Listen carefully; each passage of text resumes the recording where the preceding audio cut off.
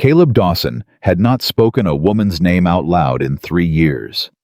Not since he carried his wife's body down the mountain in the dead of winter and buried her beneath the only oak tree she ever loved. He had stopped expecting anything from life after that. He had stopped wanting. So when the stagecoach broke down at the edge of his property on a blazing summer afternoon, and a woman stepped out with blood on her hands and terror in her eyes, Caleb did the one thing no one expected. He stepped forward. If this story already has your heart, hit that subscribe button right now and drop the name of your city in the comments below. I want to see just how far this story travels. Now, let's get into it. The summer of 1884 came hard to the Montana high country. The kind of summer that cracked the earth open and baked the grass down to pale yellow straw. The kind that made cattle restless and men short-tempered, and the air above the ridgeline shimmer like a fever dream. Caleb Dawson had been up since before dawn mending the north fence line where 3 posts had rotted through over winter. Sweat ran down the back of his neck and soaked through his shirt before the sun was even fully up. He worked without stopping. He always worked without stopping. Stopping meant thinking. Thinking meant remembering.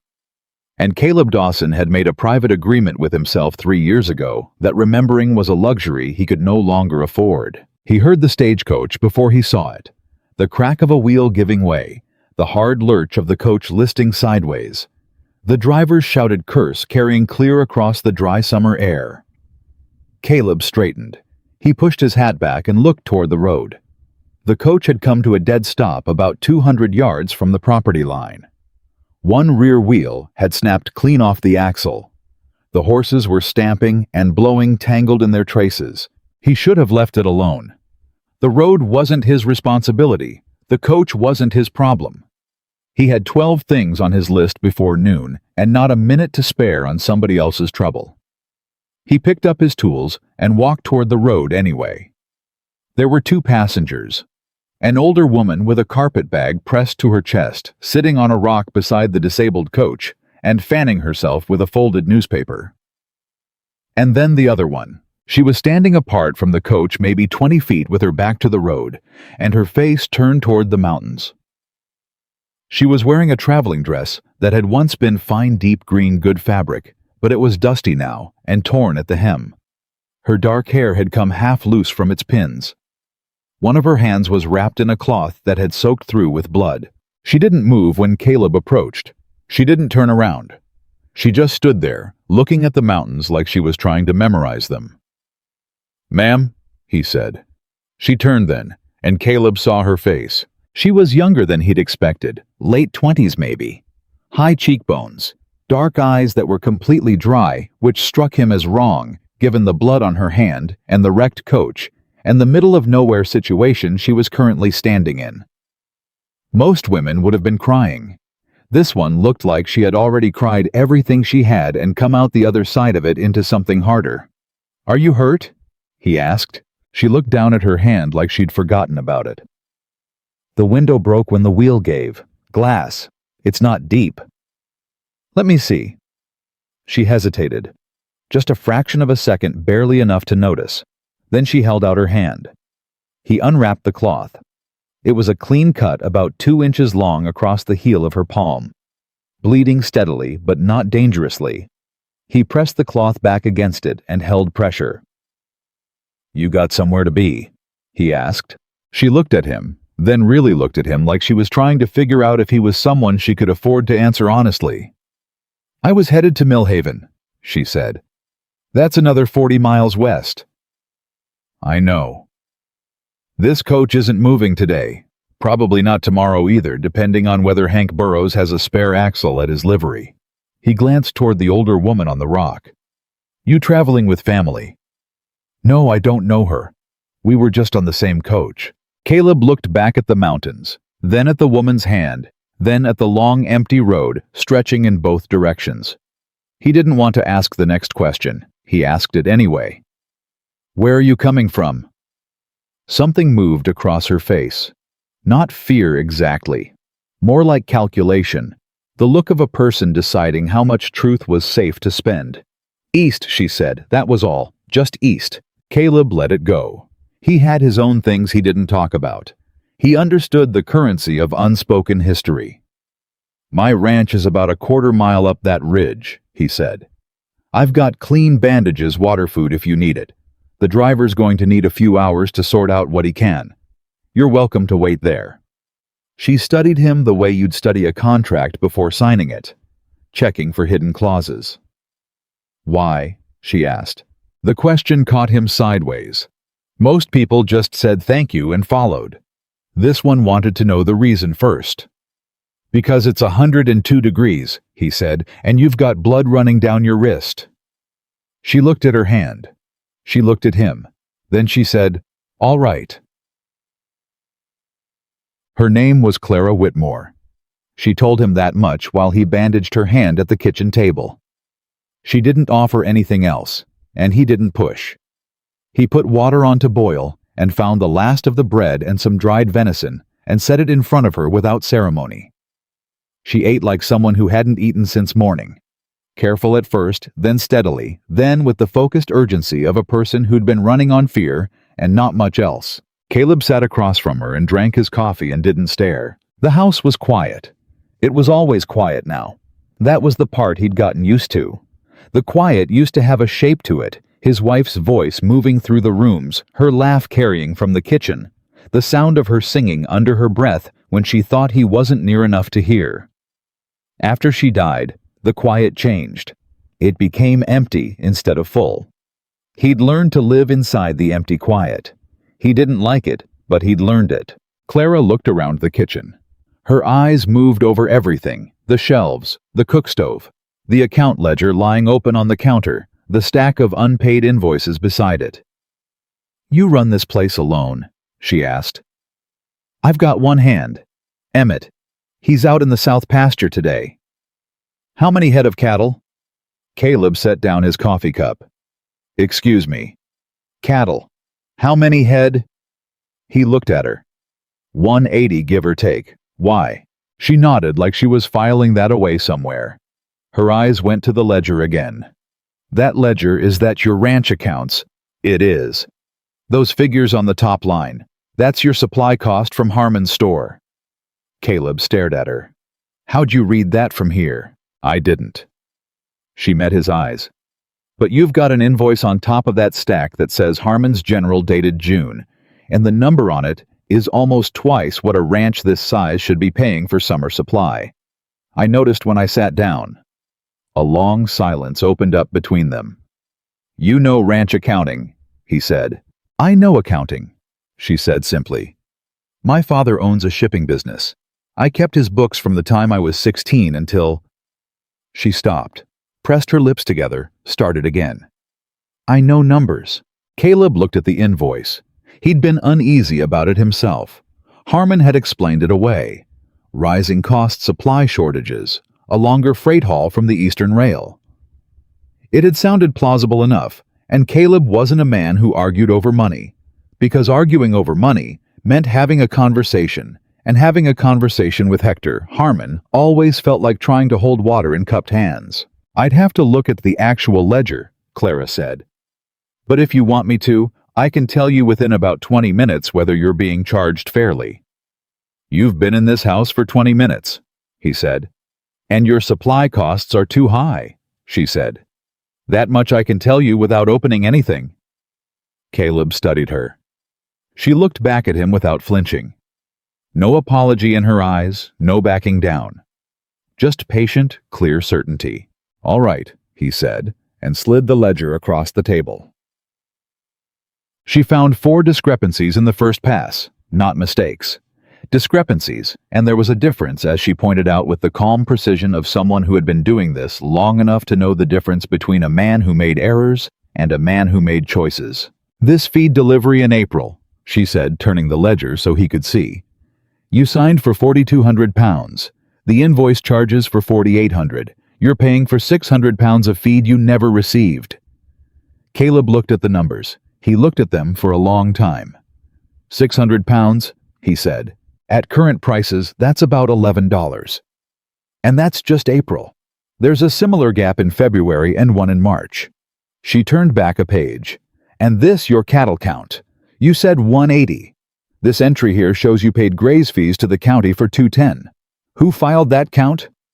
Harmon handles the county paperwork. Has since my wife? He stopped. Has for the last few years. Clara said nothing. She just looked at the numbers and let them speak for themselves.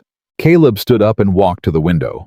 Outside, the summer heat pressed down on the pasture and the mountains sat in the distance, solid and permanent and unimpressed. He'd trusted Hector Harmon for 3 years. The man had been friendly when Caleb needed friendly. Had handled things when Caleb didn't have the will to handle them himself. Had been, if he was honest about it, one of the only people in Millhaven who hadn't looked at Caleb like he was something broken after Eleanor died. How much, he said without turning around. Total. He heard the soft sound of her turning pages. Over the last 2 years, best estimate somewhere between $80 and $120 overcharged. Depending on whether the cattle count discrepancy affects your tax assessment, which I'd want to verify before saying for certain.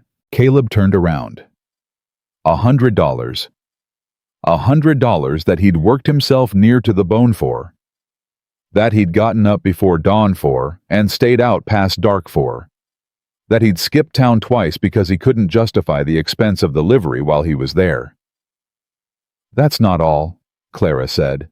Her voice had gone quieter. He watched her face. She had found something, and it was worse than the rest.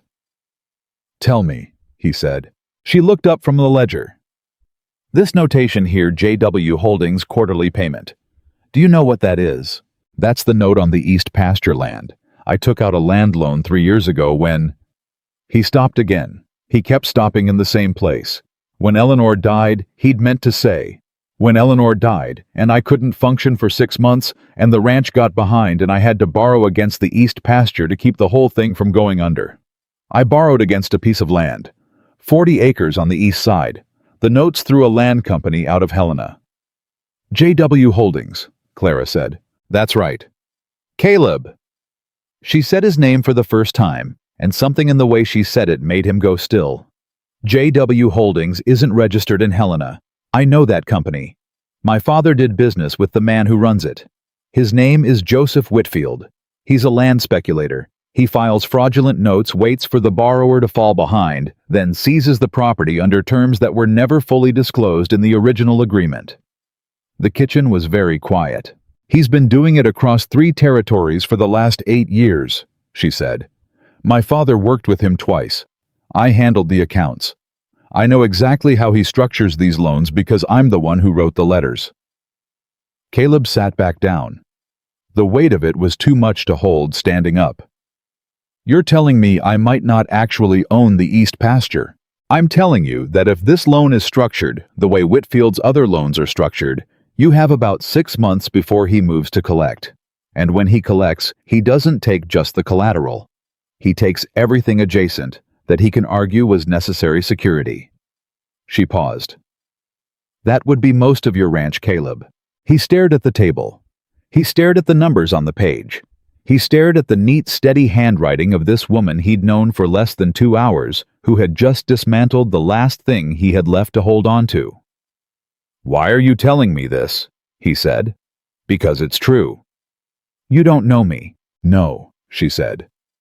But I know Whitfield, and I know what happens to men who find out too late. Something moved behind her eyes, something old and heavy. I've seen it happen. I didn't stop it when I could have. I'm stopping it now, Rinchardant. By the time the stagecoach driver appeared at the door to say the coach wouldn't be moving until the following morning, Clara had produced a 3-page summary of Caleb's financial situation in handwriting so precise it looked like it had been typeset. Caleb stood in the doorway and looked at the driver and then back at Clara.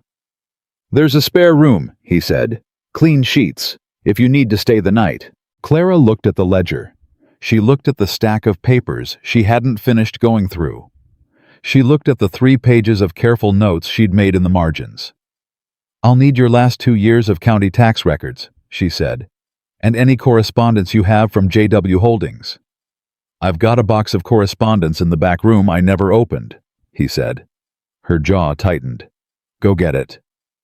He went and got it. Emmett came in from the south pasture at sundown and stopped dead in the kitchen doorway when he saw a woman at the table surrounded by papers. He looked at Caleb. He looked at Clara. He looked at the papers.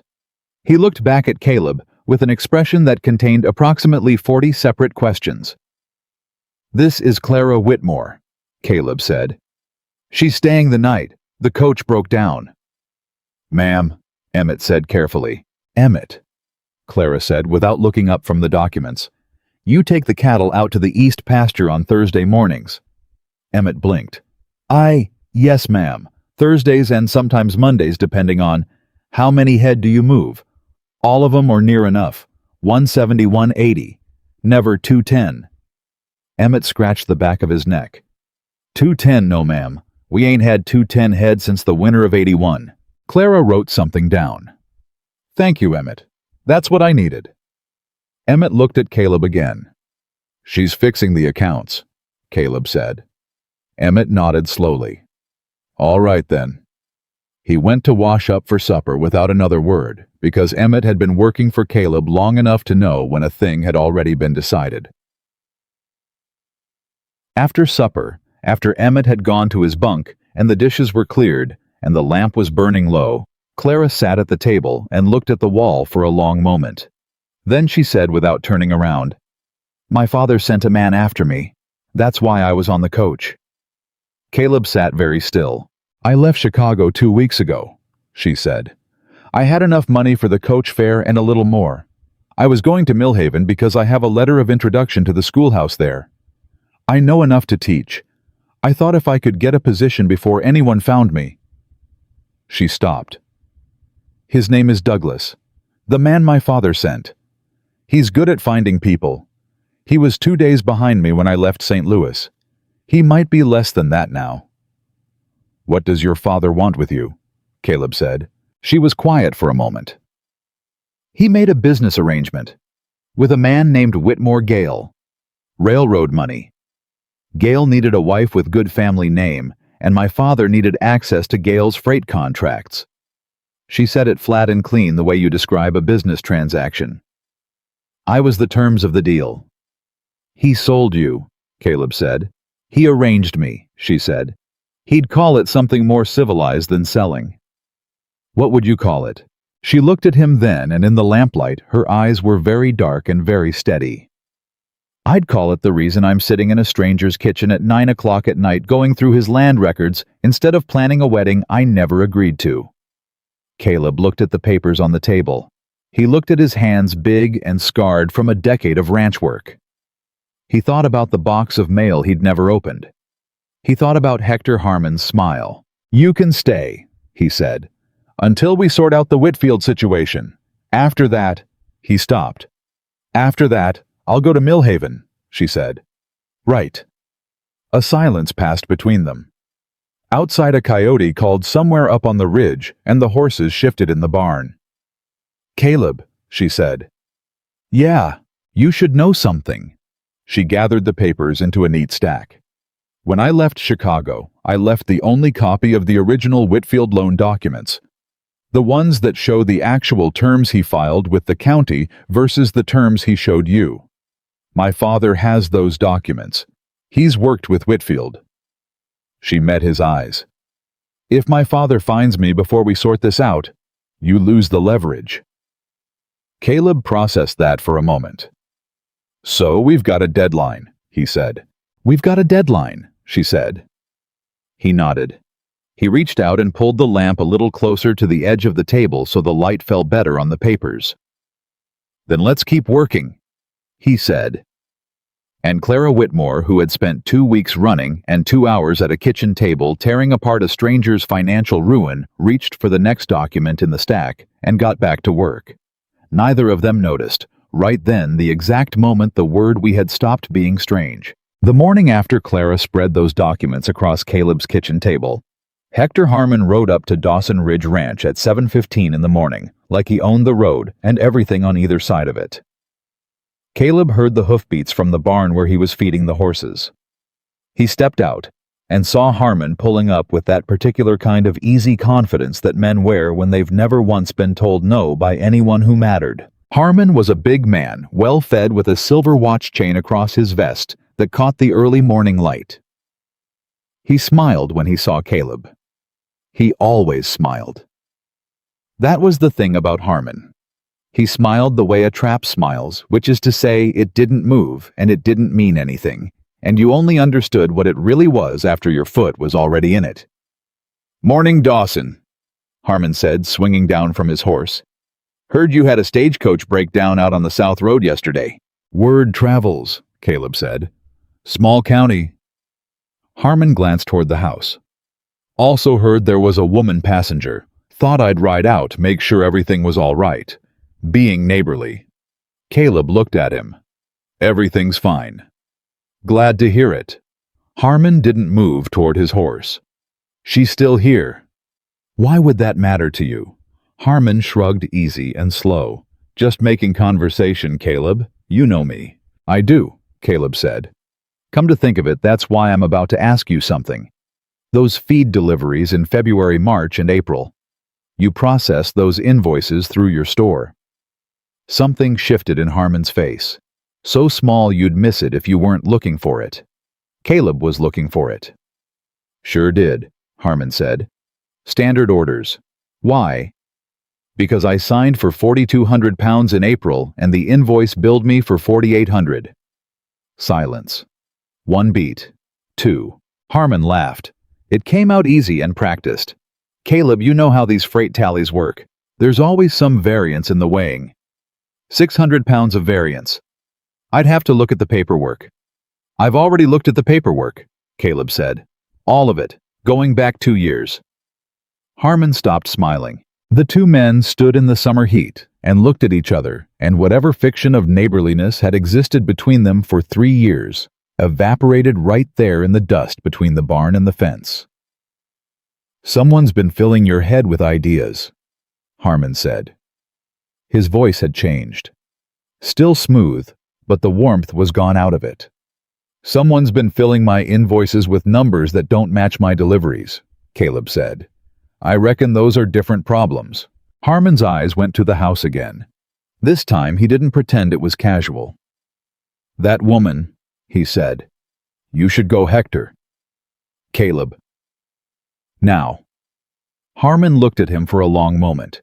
Then he gathered up his reins and swung back into the saddle with the deliberate slowness of a man who wants you to know he's choosing to leave, not being made to. "You ought to be careful," Harmon said from the saddle. "Stranger shows up on your property, fills your head with accusations you don't know a thing about her." "I know enough," Caleb said. Harmon rode out without another word. Caleb watched him go until the dust settled back onto the road. Then he walked back into the house and found Clara standing at the kitchen window with her arms crossed and her jaw set, like she'd been watching the whole thing. "He'll go straight to Whitfield," she said. "I know. That changes our timeline." "How much?" She turned from the window. "We needed 6 months. We might have 6 weeks. Caleb pulled out a chair and sat down. "Then tell me what we need to do first." Clara sat across from him, reached for the papers she'd organized the night before, and got to work. That was the morning everything between them shifted, not toward something soft or romantic, not yet, but toward something that felt like standing on the same side of a wall for the first time. Trust wasn't the right word for it. Trust implied a choice freely made with plenty of time to consider. This was different. This was two people who'd run out of options separately and stumbled into having one option together, and finding that option was better than either of them had expected. Emmett came in from morning chores and watched them at the table for a moment. He poured himself coffee and leaned against the counter. "Harmon rode out pretty fast," he said. "We had a conversation," Caleb said. "Looked like a short one." It was. Emmett drank his coffee. He looked at the papers spread between Caleb and Clara. "You want me to ride to the county office in Brixton today? Check on that land filing you mentioned last night." Clara looked up. "You told him. He works this land," Caleb said. "He has a right to know what might happen to it." Something moved through Clara's expression surprise, and something underneath the surprise that looked like it might be respect, though she didn't let it sit on her face long enough to confirm. Yes, she told Emmett.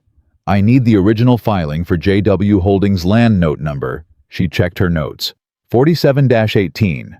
Filed March of '82. If you can get a copy of the full document, not just the summary page, that's what I need. Yes, ma'am. Emmett set down his cup. Brixton's 2 hours each way. I'll be back by supper time. Emmett, Clara said before he reached the door. He turned. Don't tell anyone what you're looking for or why. Just say you're verifying a routine filing. Emmett looked at Caleb. She's right, Caleb said. Emmett nodded once, put his hat on, and left. Clara watched the door close behind him. He's loyal to you, she said. He's worked this ranch for 8 years. Not everyone who works for a man is loyal to him. She said it quiet and flat, like she was reading from something she'd memorized the hard way. Caleb looked at her. She was already back to the papers. He let it go. The hours that followed had a particular rhythm to them. Clara working through documents with a focused efficiency that was almost startling to watch Caleb answering her questions when she had them and staying out of her way when she didn't.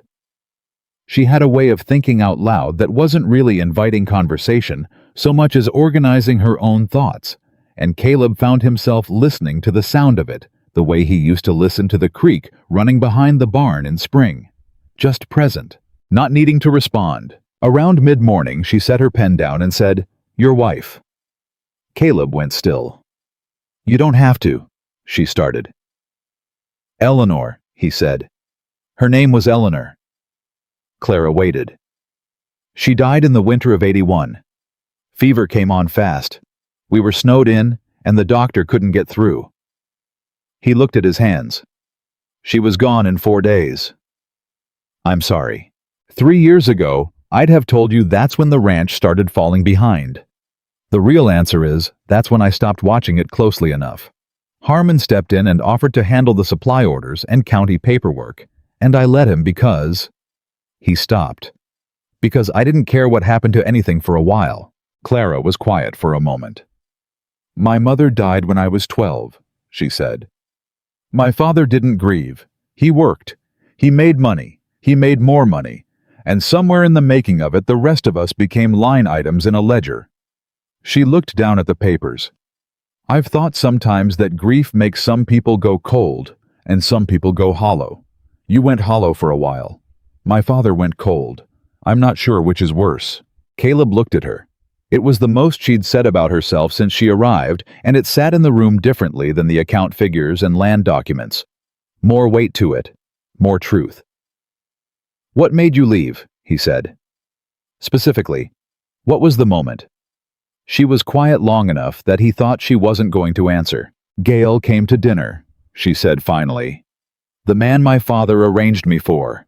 He sat across the table from me and spent the entire evening talking to my father about freight rates and didn't address a single word directly to me except once at the end when he looked at me and said..." She paused. "Your father tells me you're adequate with numbers. You can keep the household accounts." Her voice didn't change. It stayed even and steady. "Adequate. Like I was a piece of equipment he was reviewing the specifications of." "And your father?" He smiled and said I was more than adequate." She picked up her pen. "That was a Thursday. I left Sunday morning before anyone was awake." Caleb said nothing.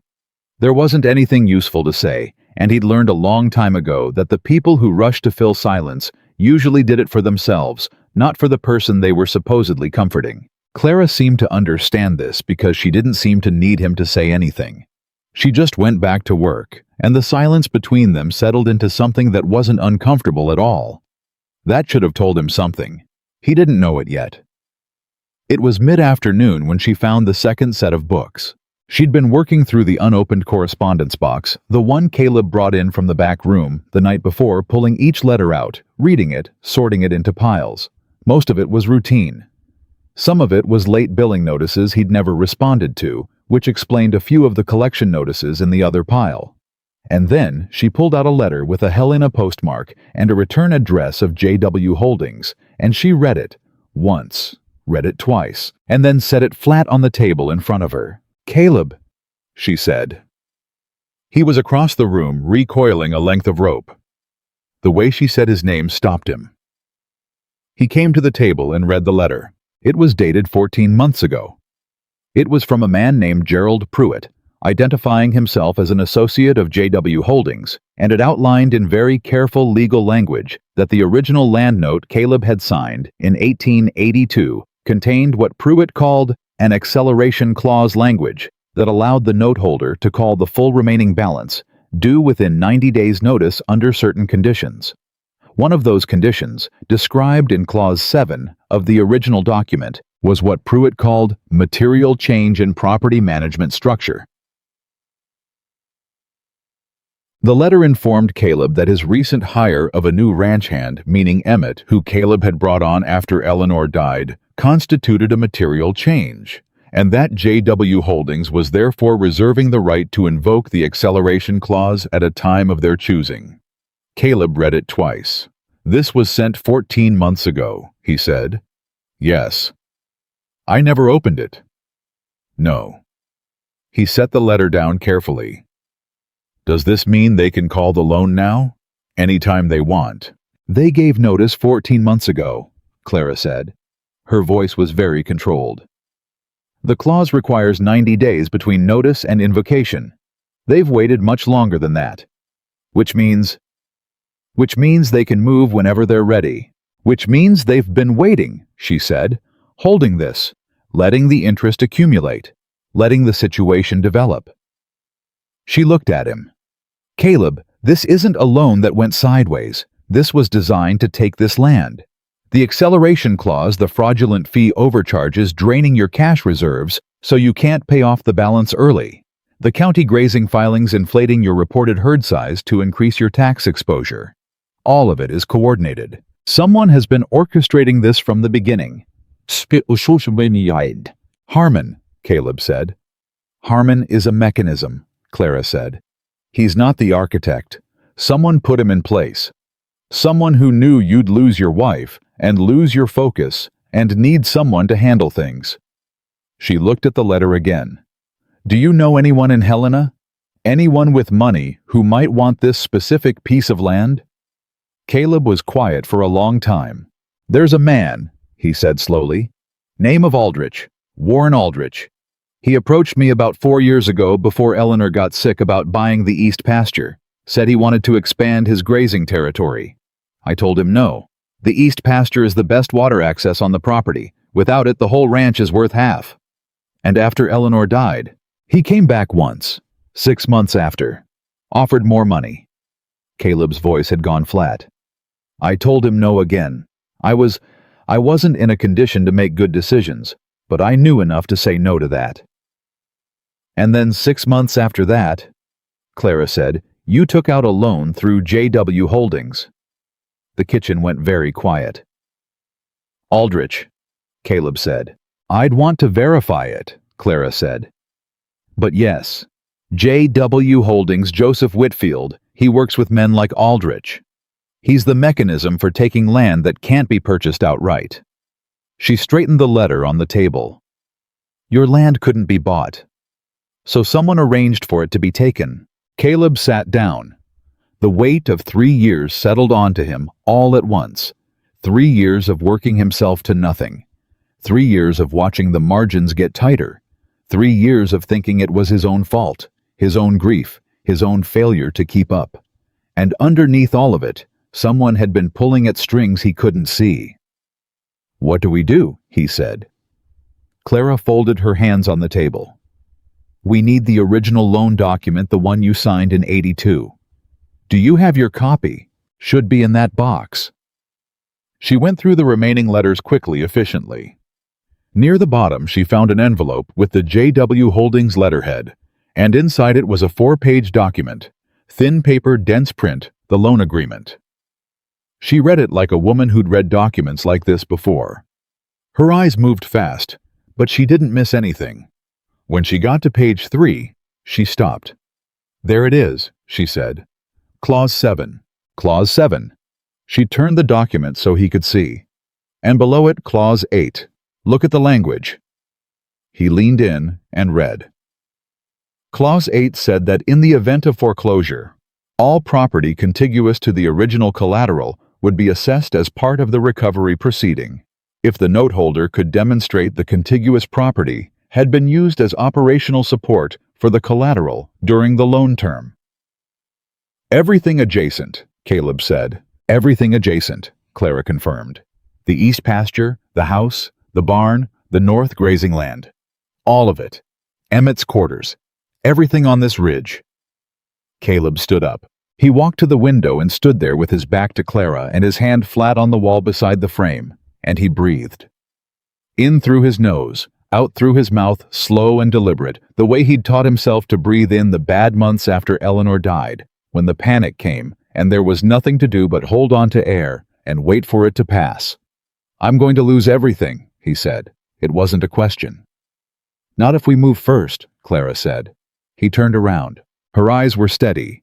Her hands were steady. She'd been running for 2 weeks, and finding out her father's business had helped destroy a man's life, and she was sitting there steady as a fence post in solid ground. "There's a circuit court judge who travels through this territory," she said. "His name is Harlan Mace. I know that name because my father tried to bribe him once, and Mace refused, and my father came home furious and called him the most inconvenient, honest man in 3 territories. She almost smiled. It didn't quite make it all the way to her mouth.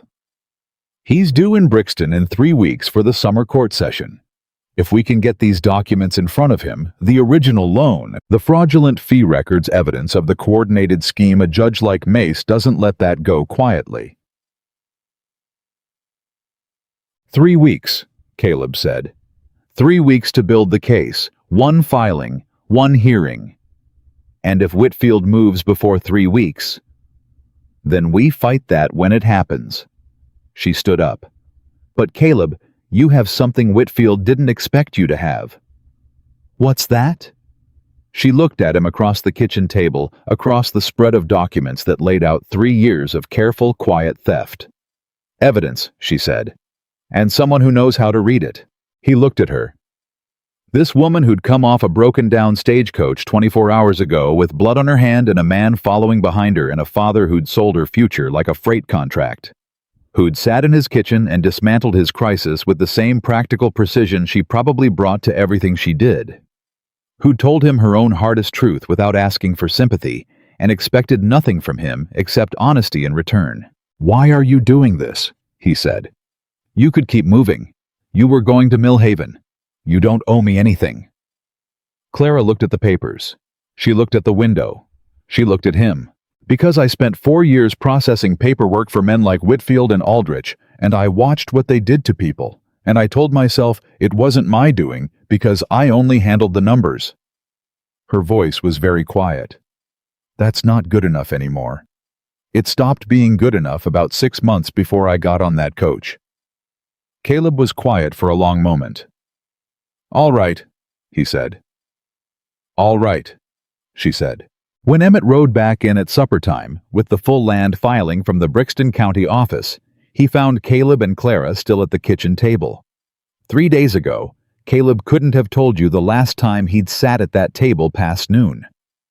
Now he couldn't have said how many hours had passed because they'd stopped feeling like hours and started feeling like something that had shape and direction and purpose. Emmett laid the filing on the table and pointed to a name at the bottom of the form. The signatory for J.W. Holdings on the original county filing was not Joseph Whitfield. It was not Gerald Pruitt. It was a name none of them expected. It was Hector Harmon. Clara looked at the document. Then she looked at Caleb. Then she said very quietly, "He's not just a mechanism. He's a partner." And Caleb said nothing for a moment, because he was remembering Harmon at Eleanor's graveside, hat in hand, eyes down, offering to help with the paperwork, offering to take care of things. Being so kind about it, being so patient. "He waited," Caleb said. "He stood at my wife's grave, and he waited." The rage that moved through him then was the quiet kind. The kind that doesn't yell and doesn't shake. The kind that settles in the chest like iron and stays there and doesn't move and doesn't burn out. He looked at Clara. "We're going to Brixton," he said. "We're going to Judge Mace. And we're going to take every piece of paper in that box, and we're going to end this. Clara looked at him across the papers and the lamp and the 3 years of theft laid out between them. "Yes," she said, "we are." Outside on the ridge, the summer wind came down off the mountains and moved through the dry grass, and neither of them heard it because they were already planning. They left for Brixton before sunrise. Caleb had the documents wrapped in oilcloth and tucked inside his saddlebag, and Clara had spent the last hour of the night before making 2 copies of the most critical pages in her careful handwriting, because she understood that original documents had a way of disappearing when the men who needed them to disappear had money and time and motivation. She gave 1 copy to Emmett, with instructions to hide it somewhere on the property that wasn't the house. She kept the other inside her traveling bag, pressed flat between the pages of the only book she'd brought from Chicago. Emmett watched them ride out with an expression that was trying hard to look casual and not quite managing it. "I'll be here," he said, which was his way of saying he understood the situation and wasn't going anywhere and would protect what needed protecting. "I know," Caleb said. They rode without talking for the first hour. The road to Brixton ran through open country, and the summer morning came in fast and bright and hot, and Clara rode with her back straight and her eyes forward, like a woman who'd made peace with the decision she was riding toward. Caleb watched her from the corner of his eye occasionally, and thought that whatever fear she carried it well. It didn't slow her down. It didn't make her loud. It just sat in her somewhere, and she moved around it. "You ride well," he said, which was as close as he usually got to a compliment. "My mother rode," she said. "She taught me before she died. My father sold the horses after, said they were an unnecessary expense." She kept her eyes on the road. "I've missed it." Caleb said nothing, but he filed it away the way she said it, quiet and matter-of-fact, grief worn smooth by time, but still there underneath. They were 40 minutes outside of Brixton when Clara said, "Someone's following us." Caleb didn't turn around. "How long?" "Since the fork at Ryder Creek. Maybe before." "1 rider." 2. Staying back far enough to look casual. He'd trained himself to notice things like this once, and then let the habit go slack after Eleanor died, because what did it matter who was behind you when you had nothing worth protecting? He was annoyed to discover the habit wasn't entirely gone, just sleeping. "You have good eyes," he said. "I had a man following me for 2 weeks," she said. "You learn." He thought about what to do. Brixton was still 40 minutes out. Turning back wasn't an option. The documents were in his bag, and the county office and Judge Mace's clerk were in Brixton, and reversing course handed Harmon and whoever was behind them exactly the time they needed. "We keep riding," he said. "I agree. If they make a move before we reach town, you ride ahead and don't stop." She looked at him. "I'm not leaving you on the road."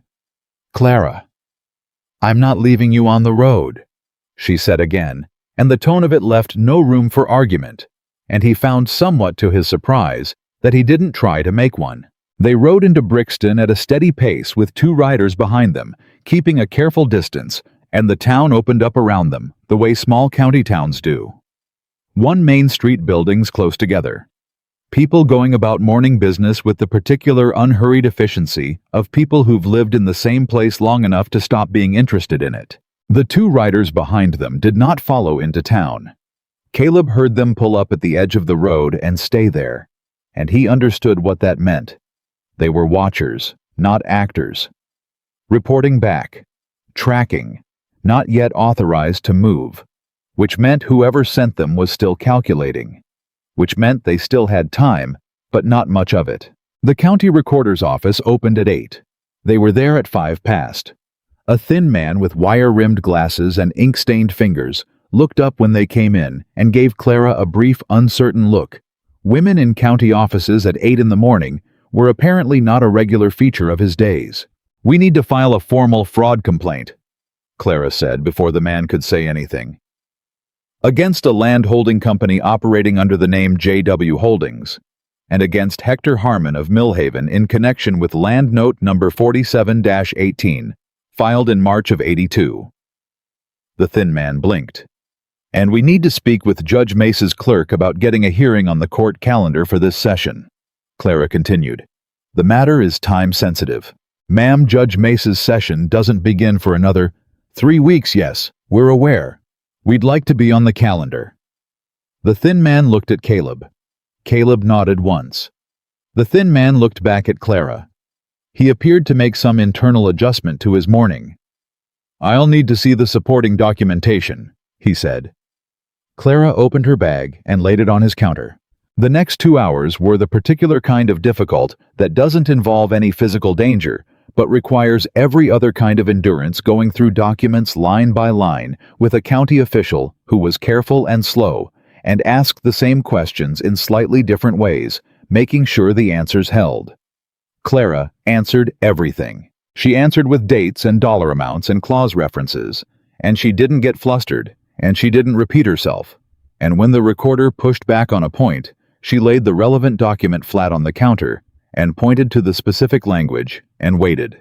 Caleb sat on a bench against the wall and watched her work. He'd seen people who were good at what they did. He'd seen Emmett cut a calf out of a herd so smoothly the rest barely noticed.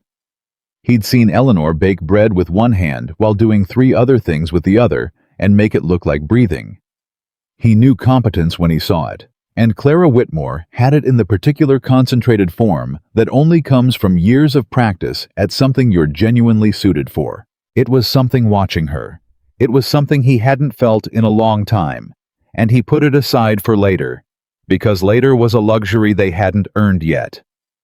At 10:30, the recorder stamped the complaint and gave them a receipt and told them Mace's clerk was in the building down the street. Clara thanked him with the efficiency of someone who appreciated the work but had other places to be. They were 3 steps from the door when it opened from the outside. Hector Harmon walked in. He wasn't alone.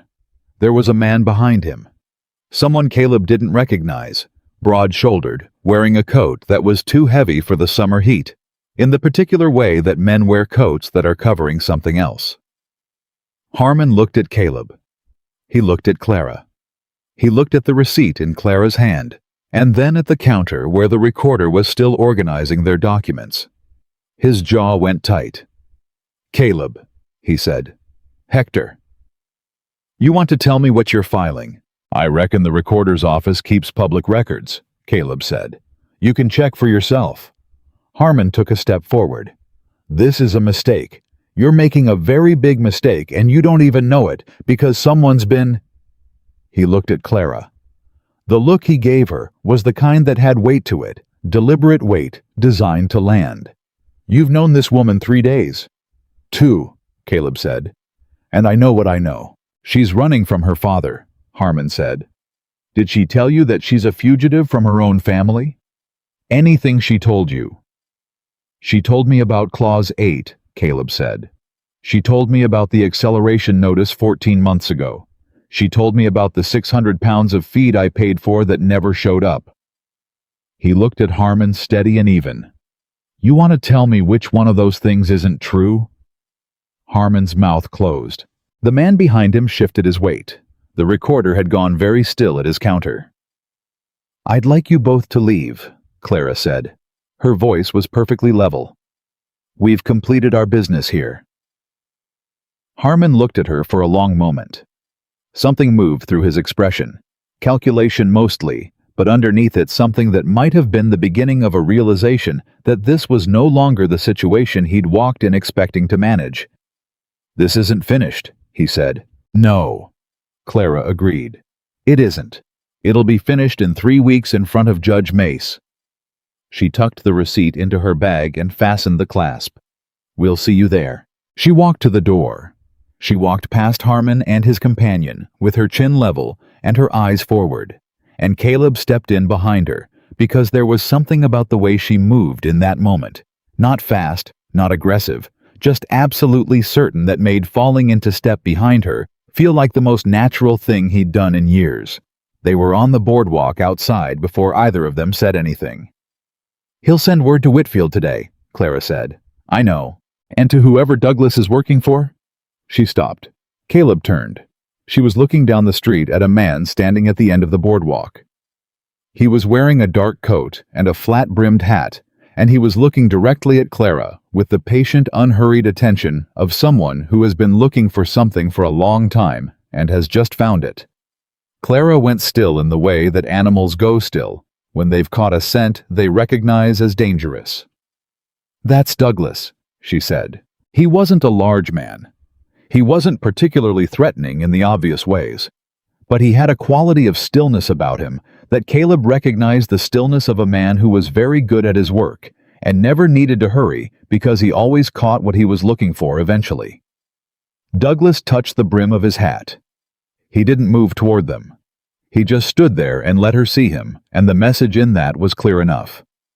"I found you. I know where you are. I'm in no rush." Caleb stepped forward, so he was between Clara and the end of the boardwalk. Douglas looked at Caleb with the mild, evaluative expression of a man encountering an unexpected variable. Caleb looked back at him with the expression of a man who has nothing particularly valuable left to lose and has made a private decision about what he's going to protect regardless. The two men looked at each other for 5 seconds. 10. Then Douglas turned and walked down the side street and disappeared. Clara exhaled.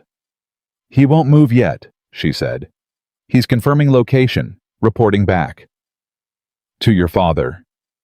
"Yes." She was quiet for a moment. "My father didn't know where I was until now. He'll know by tomorrow." She turned to look at Caleb, and something in her face had changed. The controlled professional steadiness was still there, but there was something underneath it now that was less steady. "He'll come himself. He doesn't trust Douglas to negotiate. He'll come in person." "When?" "A week, maybe less." She looked down at her bag. "He's going to try to take me back before the hearing." Caleb was quiet for a moment. He thought about the ranch and the documents, and Judge Mace's calendar, and the two men who'd followed them on the road, and Harmon's face in the recorder's office. And now this, a man at the end of a boardwalk who represented a different threat entirely, and one that was more personal, and therefore more unpredictable. "Come on," he said. "Where?" "Mace's clerk. We get on the calendar. We do what we came here to do." He started walking. "One thing at a time." She fell into step beside him. "You're not worried?" "I'm plenty worried," he said. "But worried doesn't move the work forward." She was quiet for half a step. "Eleanor used to say something like that." He looked at her, surprised. "You have the cadence of a man who learned some things from someone who was good at being steady," she said. I noticed. He thought about Eleanor. He thought about her voice in the kitchen, her particular way of approaching problems, not head-on, but sideways circling them until she found the angle that made sense. He hadn't thought about that in a long time. He'd been too busy thinking about the absence of her to remember the specific things she'd been. "She did," he said. "Say something like that." Clara nodded and didn't push further, and he was grateful for it. Judge Mace's clerk was a young man named Tolliver, who took their documentation with significantly more energy than the county recorder had. He was the type who found fraud cases interesting, which was exactly the type you wanted when you needed someone to actually read what you'd put in front of them. He read through the complaint summary Clara had prepared. He read the key documents. He looked up twice and asked sharp, specific questions, and both times Clara answered immediately and completely. "Judge Mace is going to want to see these originals," Tolliver said. "We have them," Clara said. "And the witness for the delivery discrepancies, that's your ranch hand, Emmett." "Emmett Cross," Caleb said. 8 years on the property. He can verify the herd count and the delivery records personally." Tolliver made a note. "And you have the signed copy of the original loan document showing Clause 8. "Yes." "And your assertion is that the same individual, Harmon, is the signatory for the land company and the local agent managing the supply fraud." "His name is on the county filing," Clara said. "We have the certified copy." Tolliver nodded slowly. He looked at the documents again. He looked at Clara. "Ma'am, where did you learn to put together a fraud case?" "My father's accounting office," she said. "I watched him build them for people he was defrauding. The architecture is the same in reverse." Tolliver looked at Caleb. Caleb lifted one shoulder. I'll get you on the calendar, Tolliver said.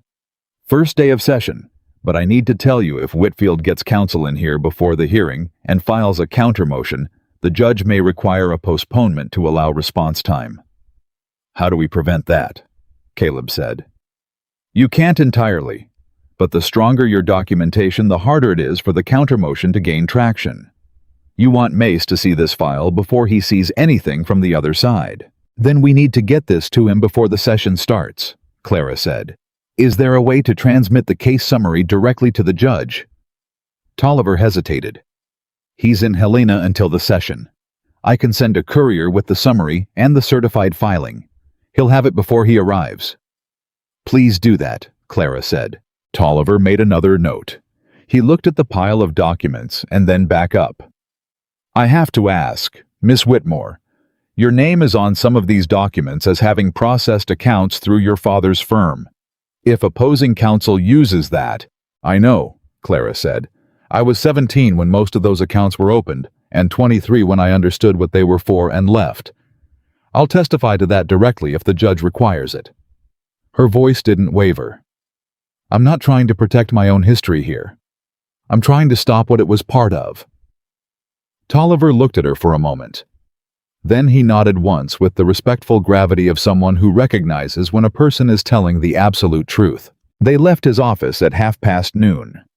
On the way back through town, Caleb stopped at the general store that wasn't Harmon's, a smaller place run by a woman named Addie Brecht, who had a reputation for being both honest and inconveniently thorough with her records, and bought supplies, and asked Addie casually whether she'd heard anything about JW Holdings or any land dealings involving Warren Aldrich in the last year. Addie gave him a look over her counter that suggested the question wasn't as casual as he'd made it sound.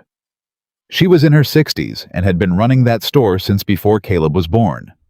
And she had the particular perceptiveness of a woman who had spent 40 years watching people buy things when they were scared and buy different things when they were planning something. Warren Aldrich, she said slowly, has bought 3 properties on the North Ridge in the last 18 months, all of them through land companies with Helena addresses. She folded her hands on the counter. And I'll tell you something else for free, Caleb Dawson. 2 weeks ago, a man came through here asking about your property, asking about the water access on the east side specifically. He said he was a surveyor. She paused. He wasn't carrying any surveying equipment. Clara, who had been standing one step behind Caleb, said quietly, Did you get his name? Said his name was Pruitt, Addie said. Gerald Pruitt. The man who'd signed the acceleration notice letter 14 months ago. Caleb looked at Clara. Clara looked at the counter for a moment. Then she looked up at Addie. Ma'am, would you be willing to put that in writing, what you just told us? A sworn statement. Addie studied her. Who are you?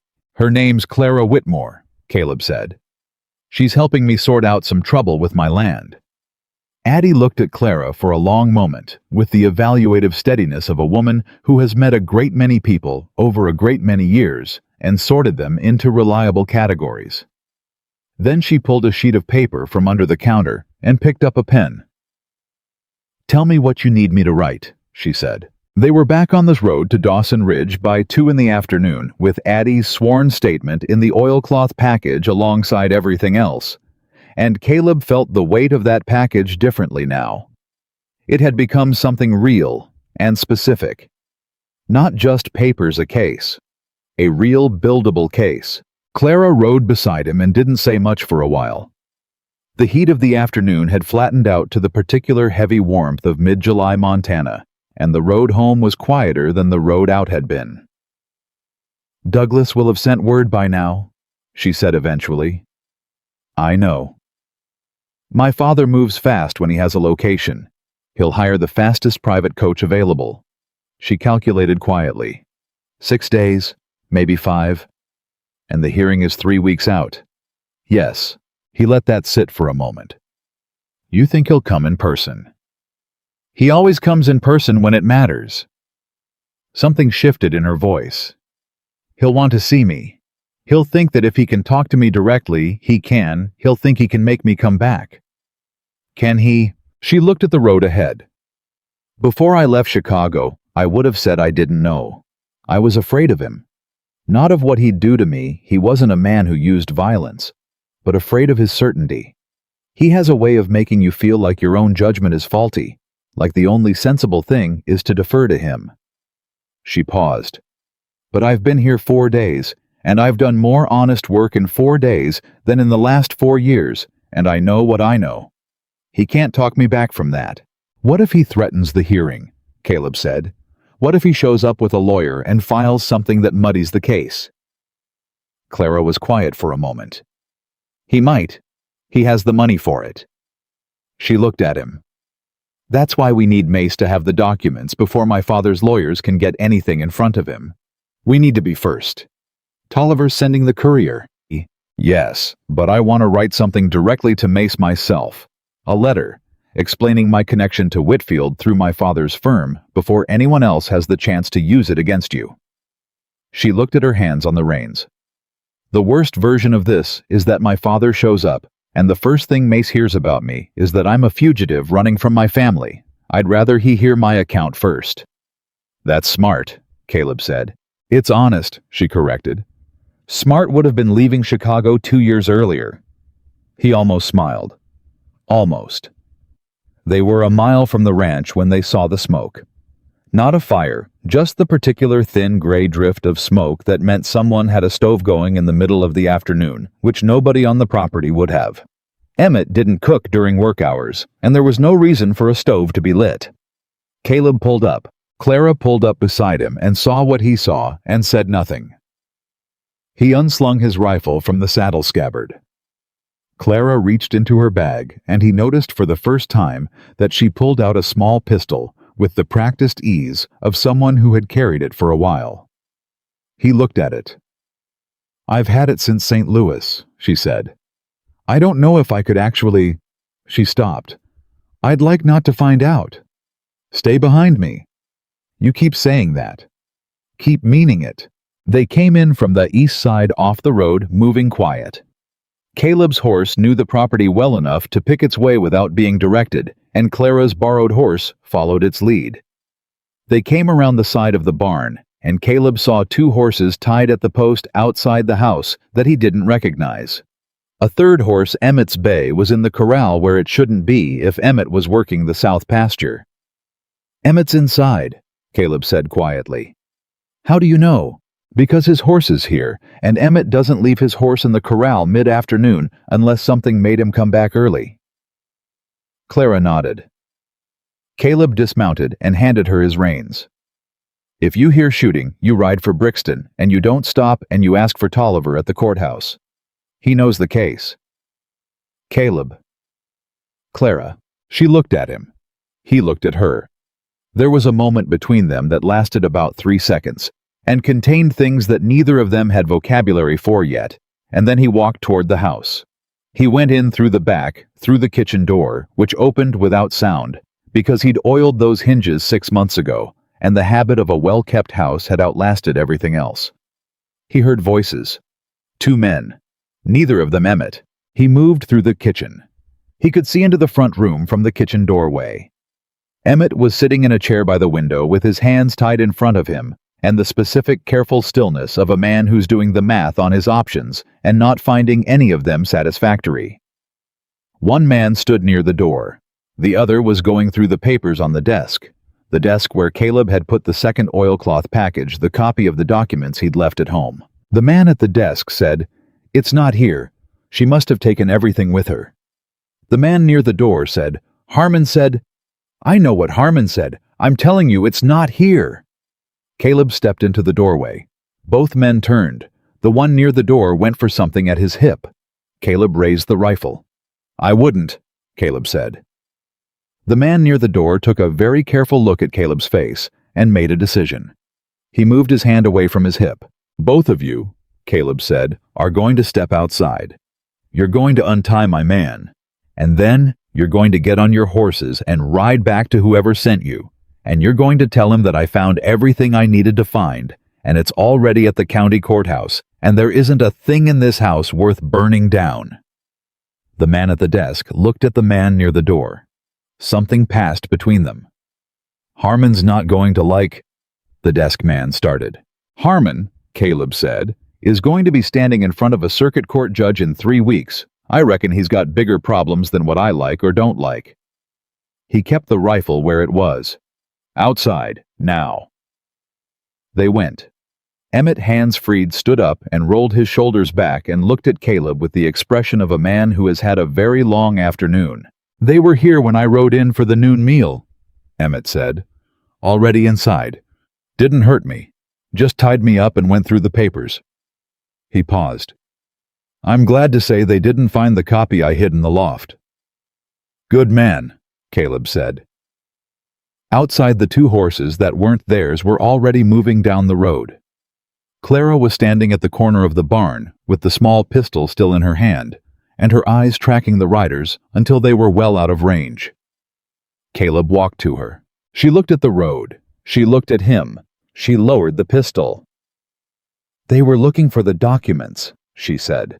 Didn't find them. She exhaled. A long, controlled exhale, the kind you do when you've been holding your breath for longer than you realized. Harmon's escalating, she said.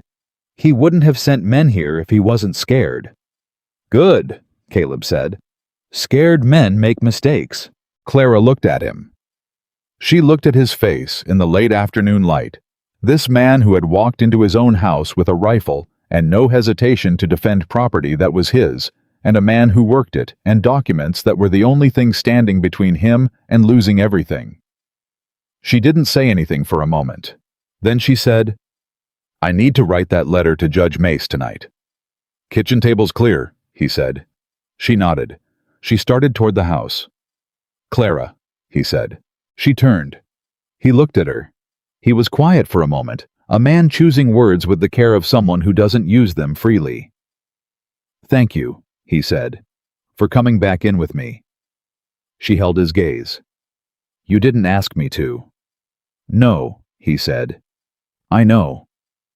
Something shifted in her face, the last edge of the controlled professional distance she'd been carrying since she arrived. Just for a second. Just enough.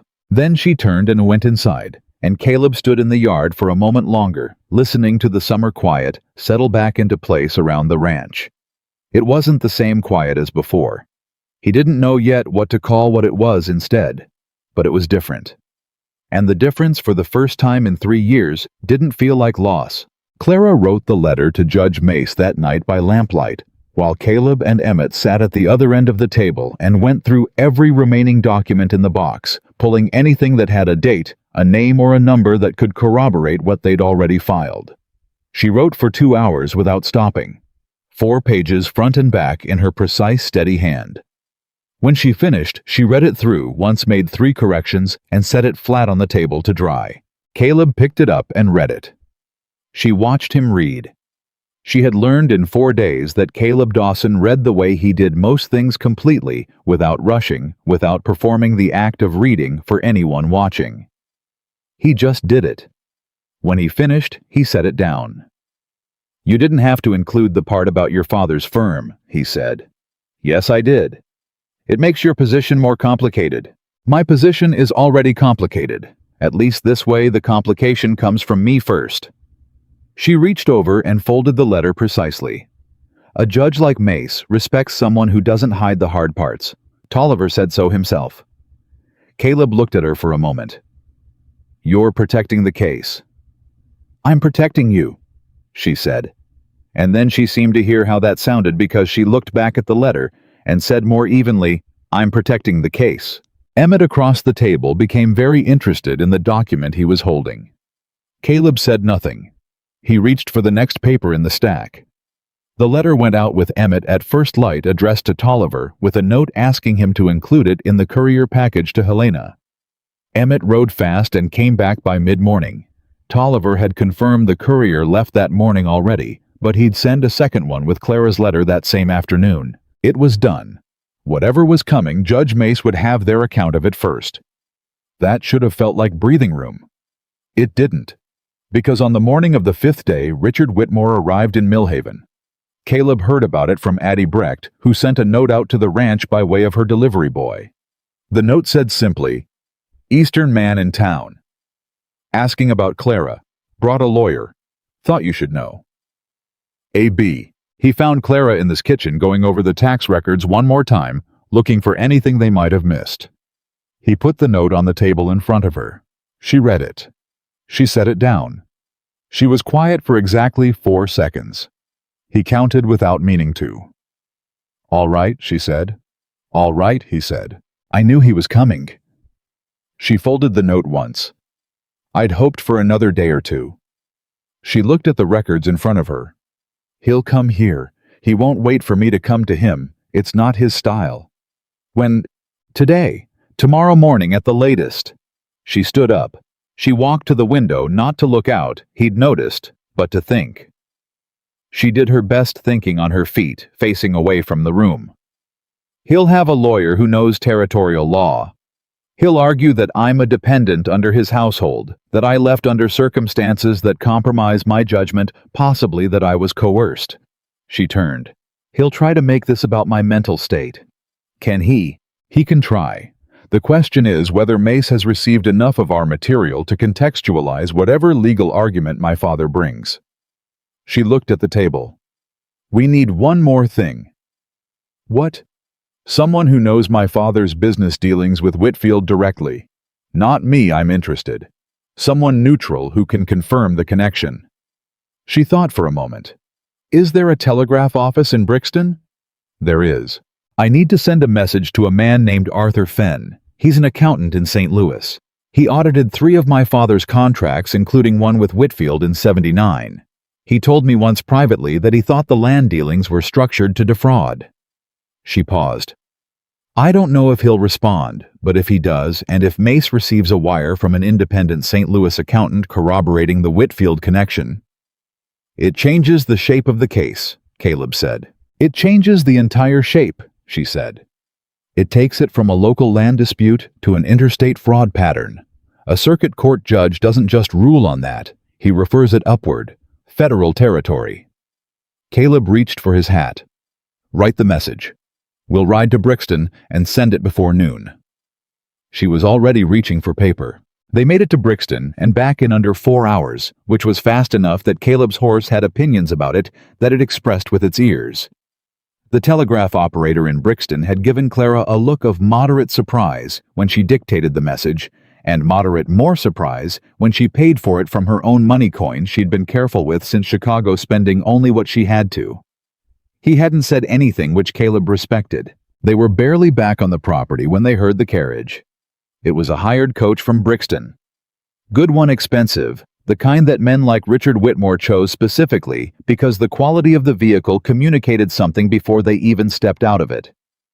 It came up the road to Dawson Ridge in the late afternoon, with a deliberateness that said it had the full confidence of whoever was inside it. Clara stood in the yard and watched it come. Caleb stood beside her. Emmett had appeared from somewhere near the barn and taken up a position that was casual in the way that a man with 8 years of loyalty behind him is casual, present, watchful, and not going anywhere. The carriage stopped. The door opened. Richard Whitmore stepped out. He was a tall man, well-made, with gray at his temples, and the bearing of someone who had spent so many years being the most important person in every room that his body had simply accepted it as a permanent condition. He wore a dark suit and carried a hat in his hand, and he looked at the yard and the barn and the house, and then at his daughter with an expression that contained multitudes. Relief, anger, calculation, and underneath it all, something that might have been genuine feeling if it had ever been given room to grow. "Clara," he said. "Father," she said. A second man stepped out of the carriage behind him, shorter, with a document case, and the particular alert eyes of a lawyer who was already reading the situation for legal relevance. Richard Whitmore looked at Caleb. "You're Dawson," he said. "I am," Caleb said. "My daughter has been on your property for 5 days." "She has. I'd like to speak with her privately." "That's her decision," Caleb said. Whitmore's jaw tightened. He looked at Clara. "We should speak inside, privately." "Whatever you have to say," Clara said, "you can say here." Something moved through her father's face.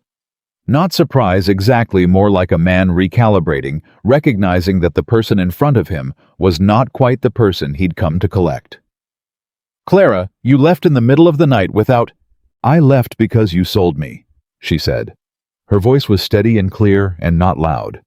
"To Whitmore Gale, for freight contracts, without asking me, without telling me. I found out from a letter Gale wrote to your office discussing the terms of our arrangement as if I were a line item." She looked at him. "I'd like you to tell me which part of that I misunderstood." Richard Whitmore was quiet for a moment. The lawyer behind him had stopped moving. "It wasn't like that," her father said. And the thing that Caleb noticed watching was that the man almost believed it. He had the particular quality of men who arrange the world to suit themselves for so long that the arranging had stopped feeling like something they did and started feeling like something that simply was. "Gale is a good man, a wealthy man. You would have had a stable life." "I have a stable life," Clara said. "I'm building one." "Clara." Her father's voice shifted, lower, more personal. "You're 28 years old, and you're on a ranch in Montana with a man you've known less than a week. Whatever you think you're doing here." "She's saving the ranch," Caleb said. Whitmore looked at him. "Your daughter," Caleb said, "has been working for 5 days to expose a land fraud that's been running for 3 years, a fraud that connects to Joseph Whitfield, who connects to your firm." He watched the man's face. "I think you know that name." The lawyer made a small sound that wasn't quite a word. Whitmore's expression went very careful. "I don't know what she's told you. She didn't have to tell me much," Caleb said. "The documents told most of it. The county filing in March of '82, the acceleration notice, the fee discrepancies running back 2 years. We've got all of it filed with the county recorder in Brixton, and Judge Mace's clerk has a full summary in Helena right now." He kept his voice even. "If your name appears anywhere in those documents as associated with Whitfield's operations in this territory, and I reckon Clara would know better than me whether it does. Then the question of whether she comes home with you stops being the most interesting question in this conversation."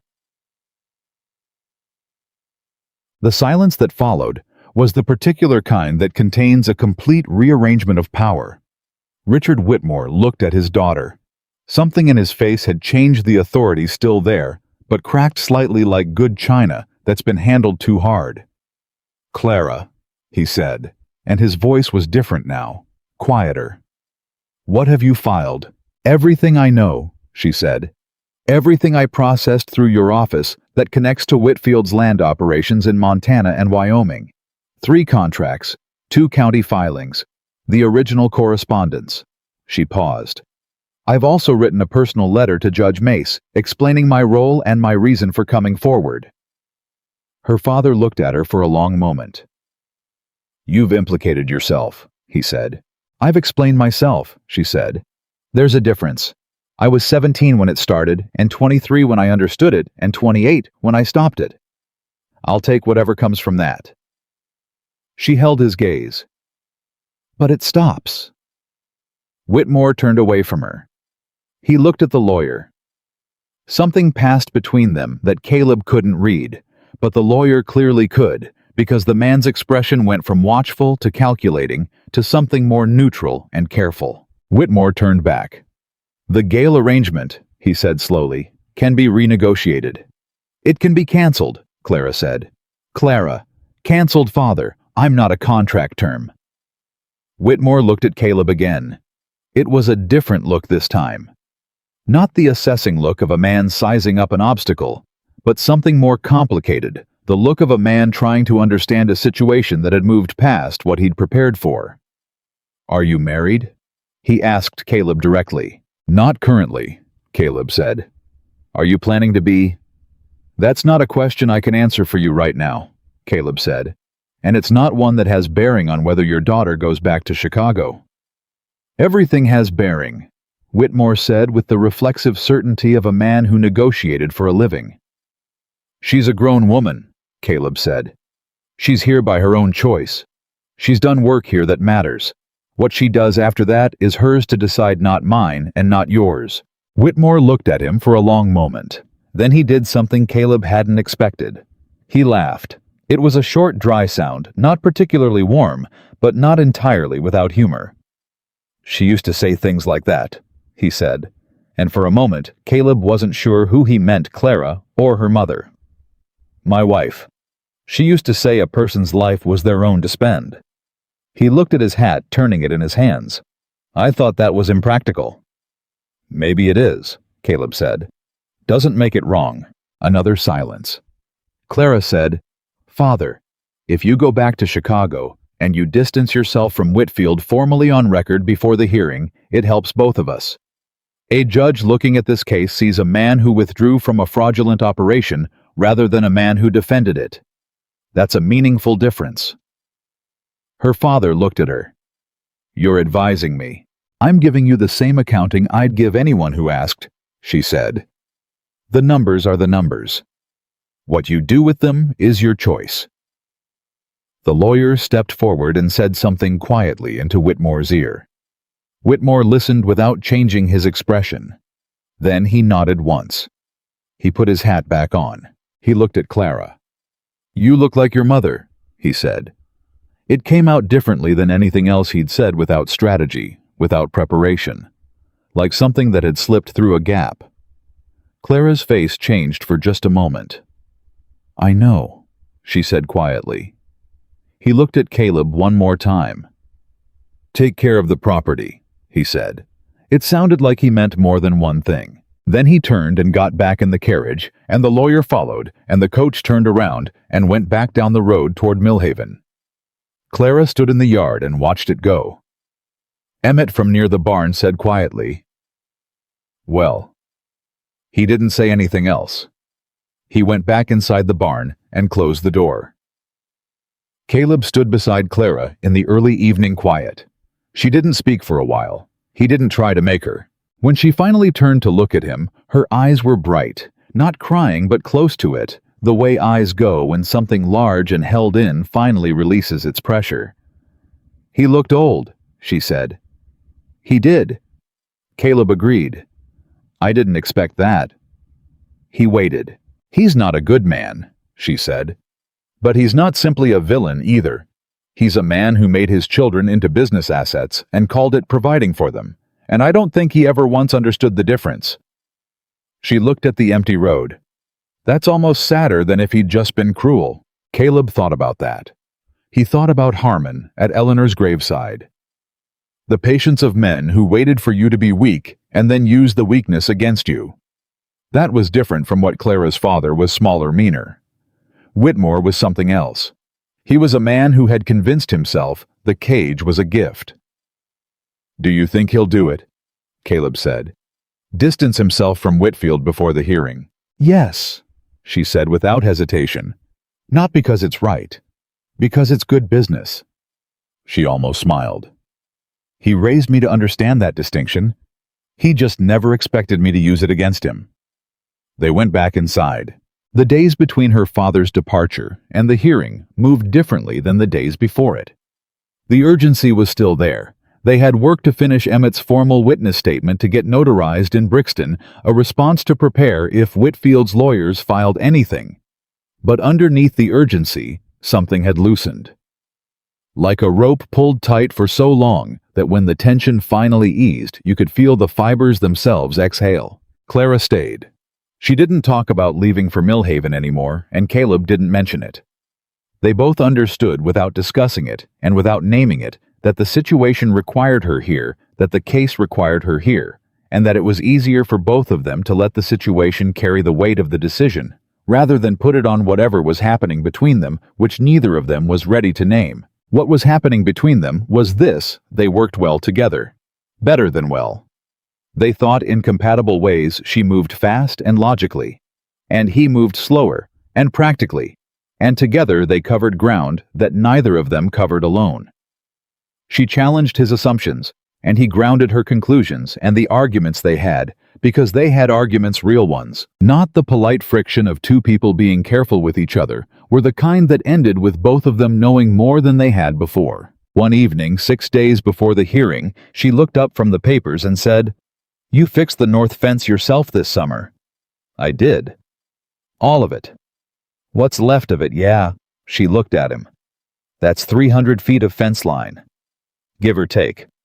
By yourself. Emmett was working cattle. She was quiet for a moment.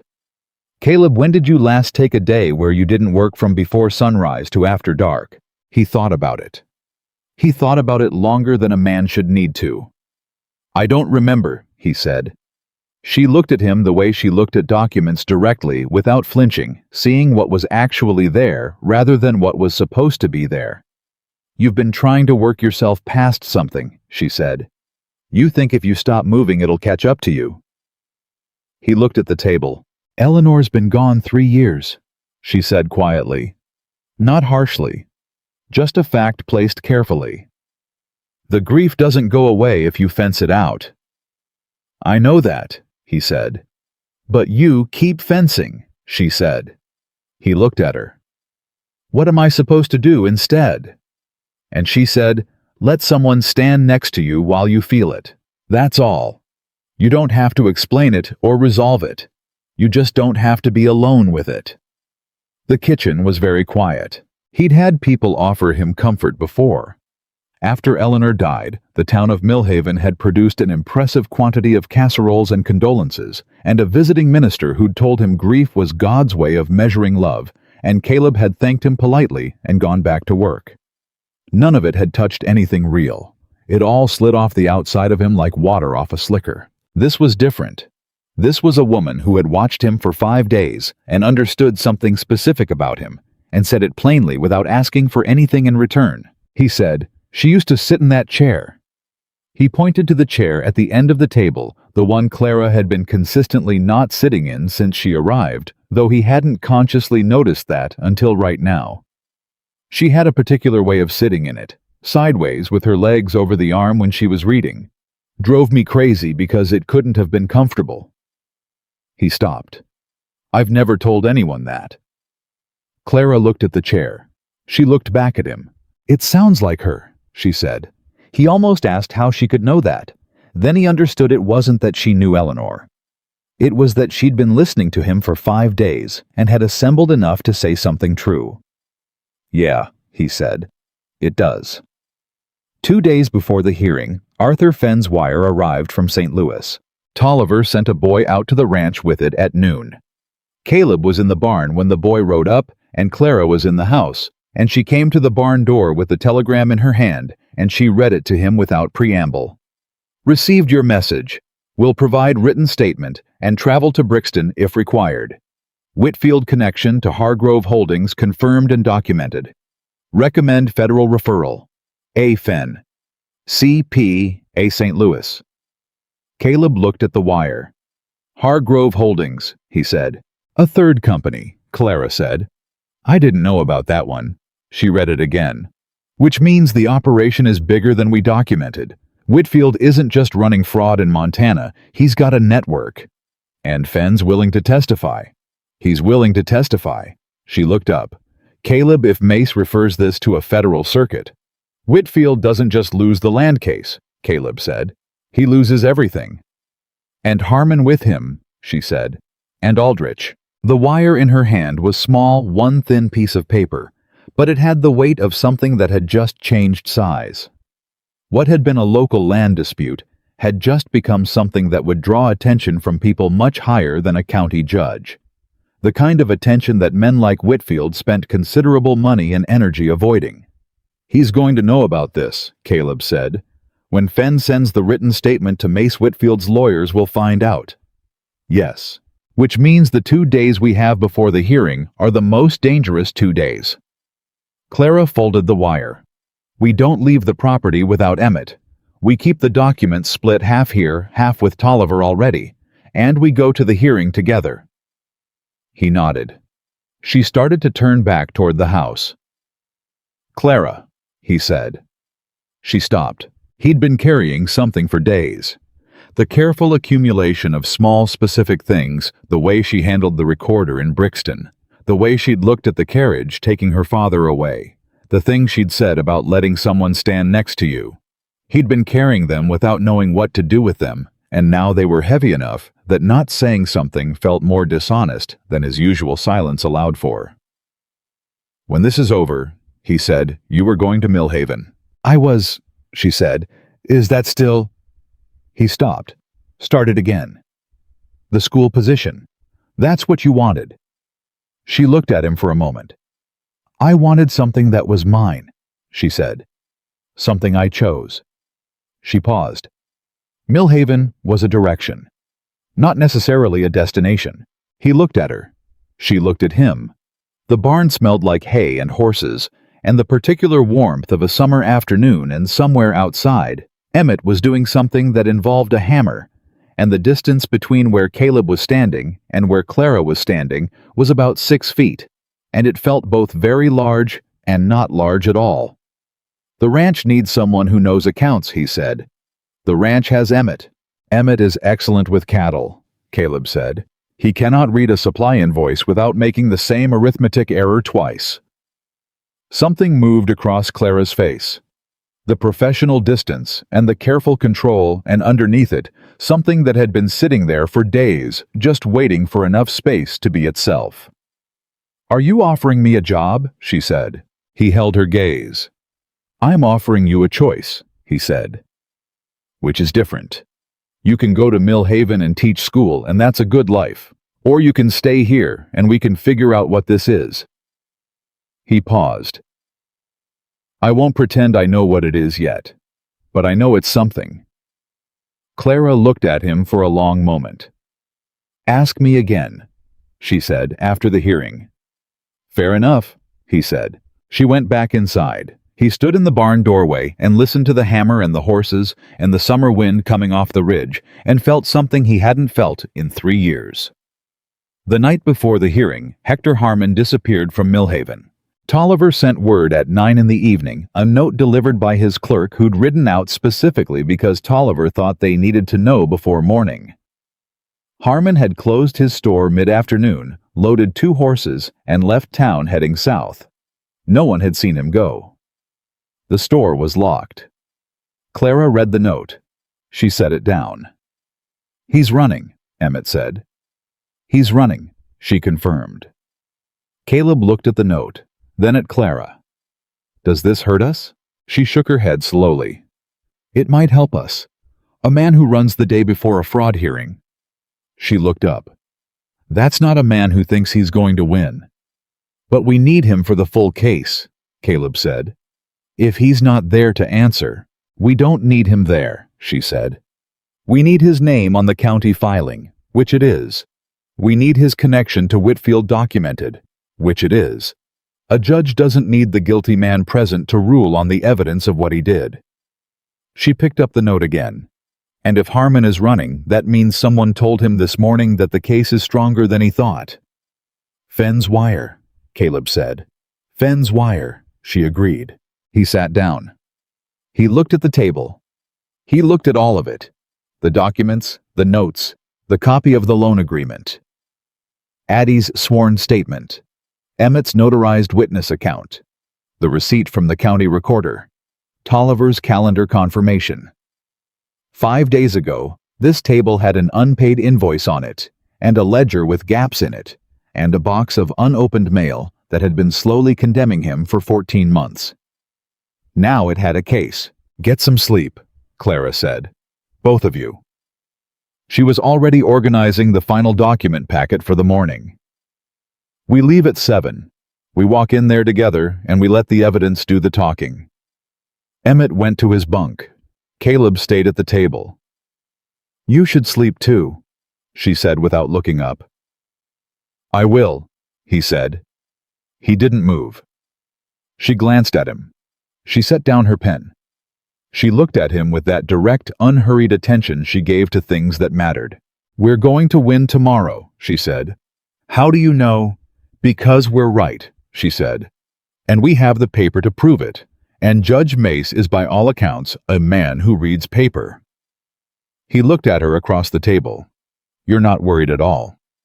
She was quiet for a moment. "I'm terrified," she said. "But I've learned that being terrified and being ready aren't opposites. You can be both at the same time." She picked up her pen again. "Now go to sleep, Caleb." He went to sleep. And in the morning, they rode to Brixton together, the three of them, with the oilcloth package across Caleb's saddle, and the summer sun coming up hard and bright over the ridge, and Clara rode with her back straight and her eyes on the road, and didn't look back once. She didn't need to. They rode into Brixton at 7:30, and the town was already awake in the particular way that small county towns wake up when something important is happening. People moving with purpose. Conversations happening in doorways. The courthouse steps already occupied by men who had no official business there, but intended to watch anyway. Word had traveled. It always did. Always. Tolliver met them outside the courthouse with a look on his face that Caleb couldn't immediately read. Not quite worried, not quite relieved, something in between. "Whitfield's lawyers arrived last night," Tolliver said. "Two of them. From Helena. They filed a motion this morning to postpone the hearing pending additional discovery." Clara said, "Mace received our documents." "He did. Courier arrived in Helena 3 days ago. Mace rode in last night early. Didn't announce it." Tolliver glanced at the courthouse door. "He's been in his chambers since 6 this morning." "And the postponement motion?" Clara said. "He hasn't ruled on it yet. Hearing starts at 9. Tolliver looked at the document package under Caleb's arm. "You have everything. Everything we filed, and the original documents," Clara said. "Plus Emmett's notarized statement and Addie Brecht's sworn account." "Fen. He sent a written statement by wire yesterday afternoon. You should have received it." "I did." Tolliver nodded. "It's in the file." He paused. "Miss Whitmore, Whitfield's lawyers know about your connection to your father's firm. They're going to use it." "I know," she said. "Let them." Tolliver looked at her for a moment, then at Caleb, then nodded again in the way of a man who has decided he's done everything he can and the rest is up to other people. They went inside. The courtroom was small by any city standard and large by Brixton's. Wooden benches along both sides already half filled with people who had found reasons to be there.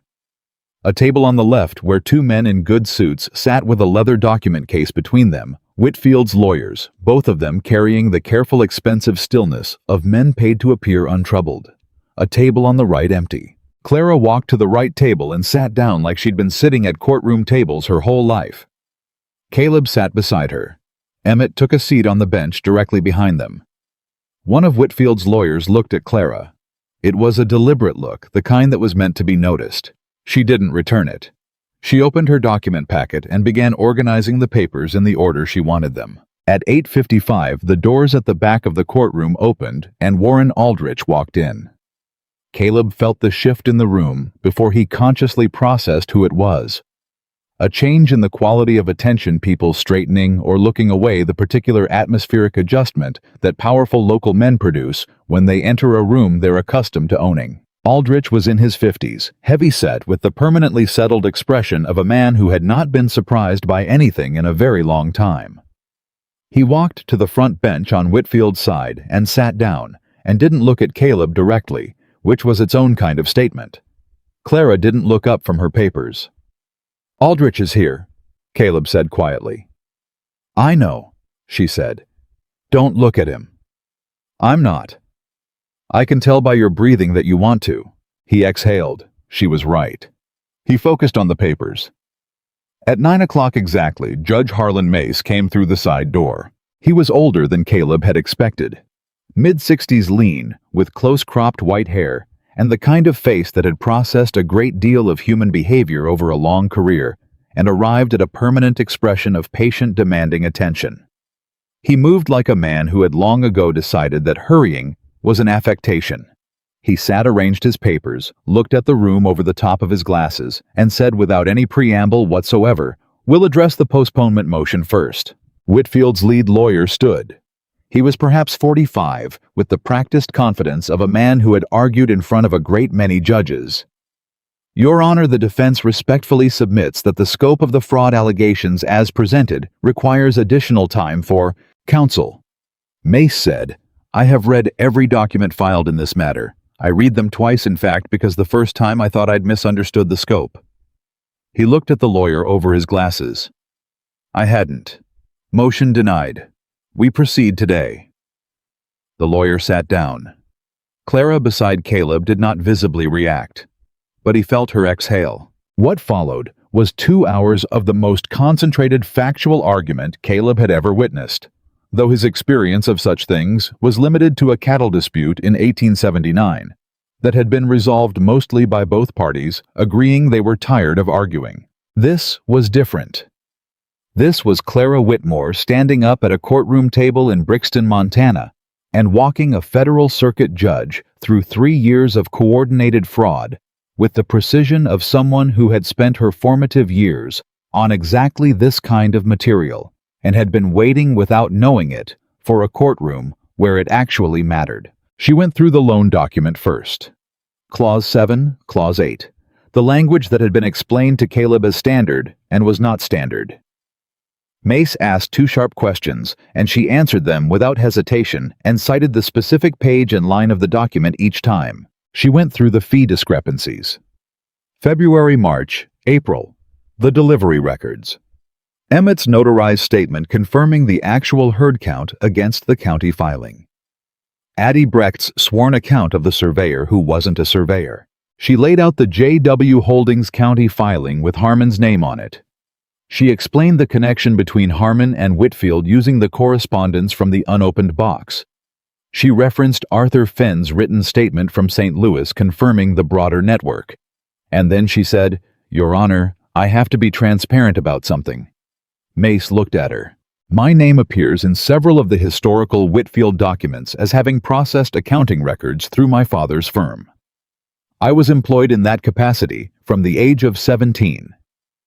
I am standing before you now because I understand what those documents were used for, and because I have an obligation that is more important to me than protecting my own history. Mace was quiet for a moment.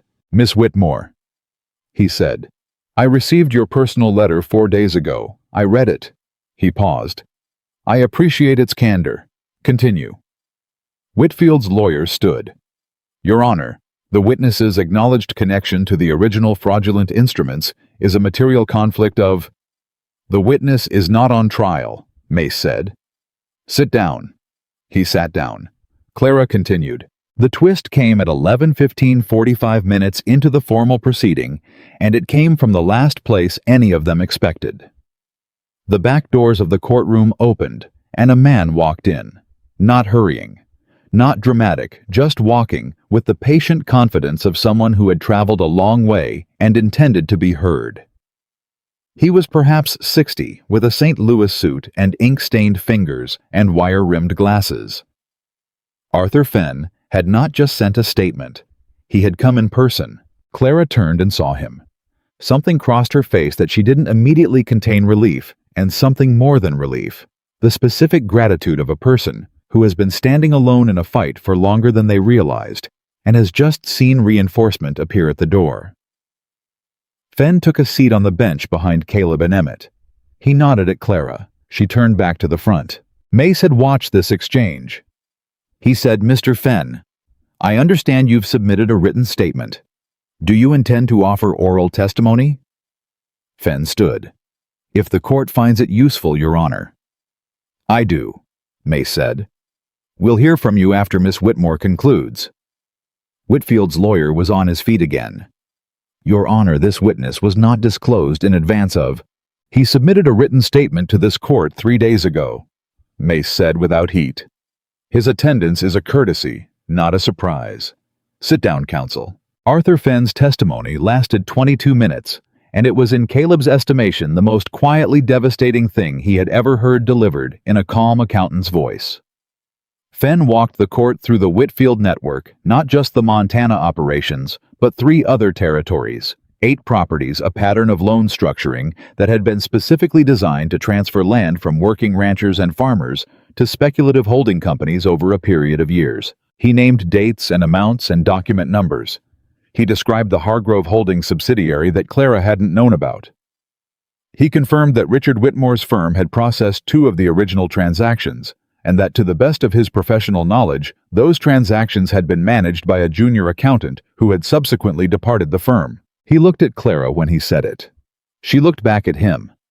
He had protected her even in the testimony. The junior accountant who departed. Not a name, not an indictment. She had not asked him for that. He had done it anyway. Whitfield's lawyers cross-examined Fenn for 11 minutes.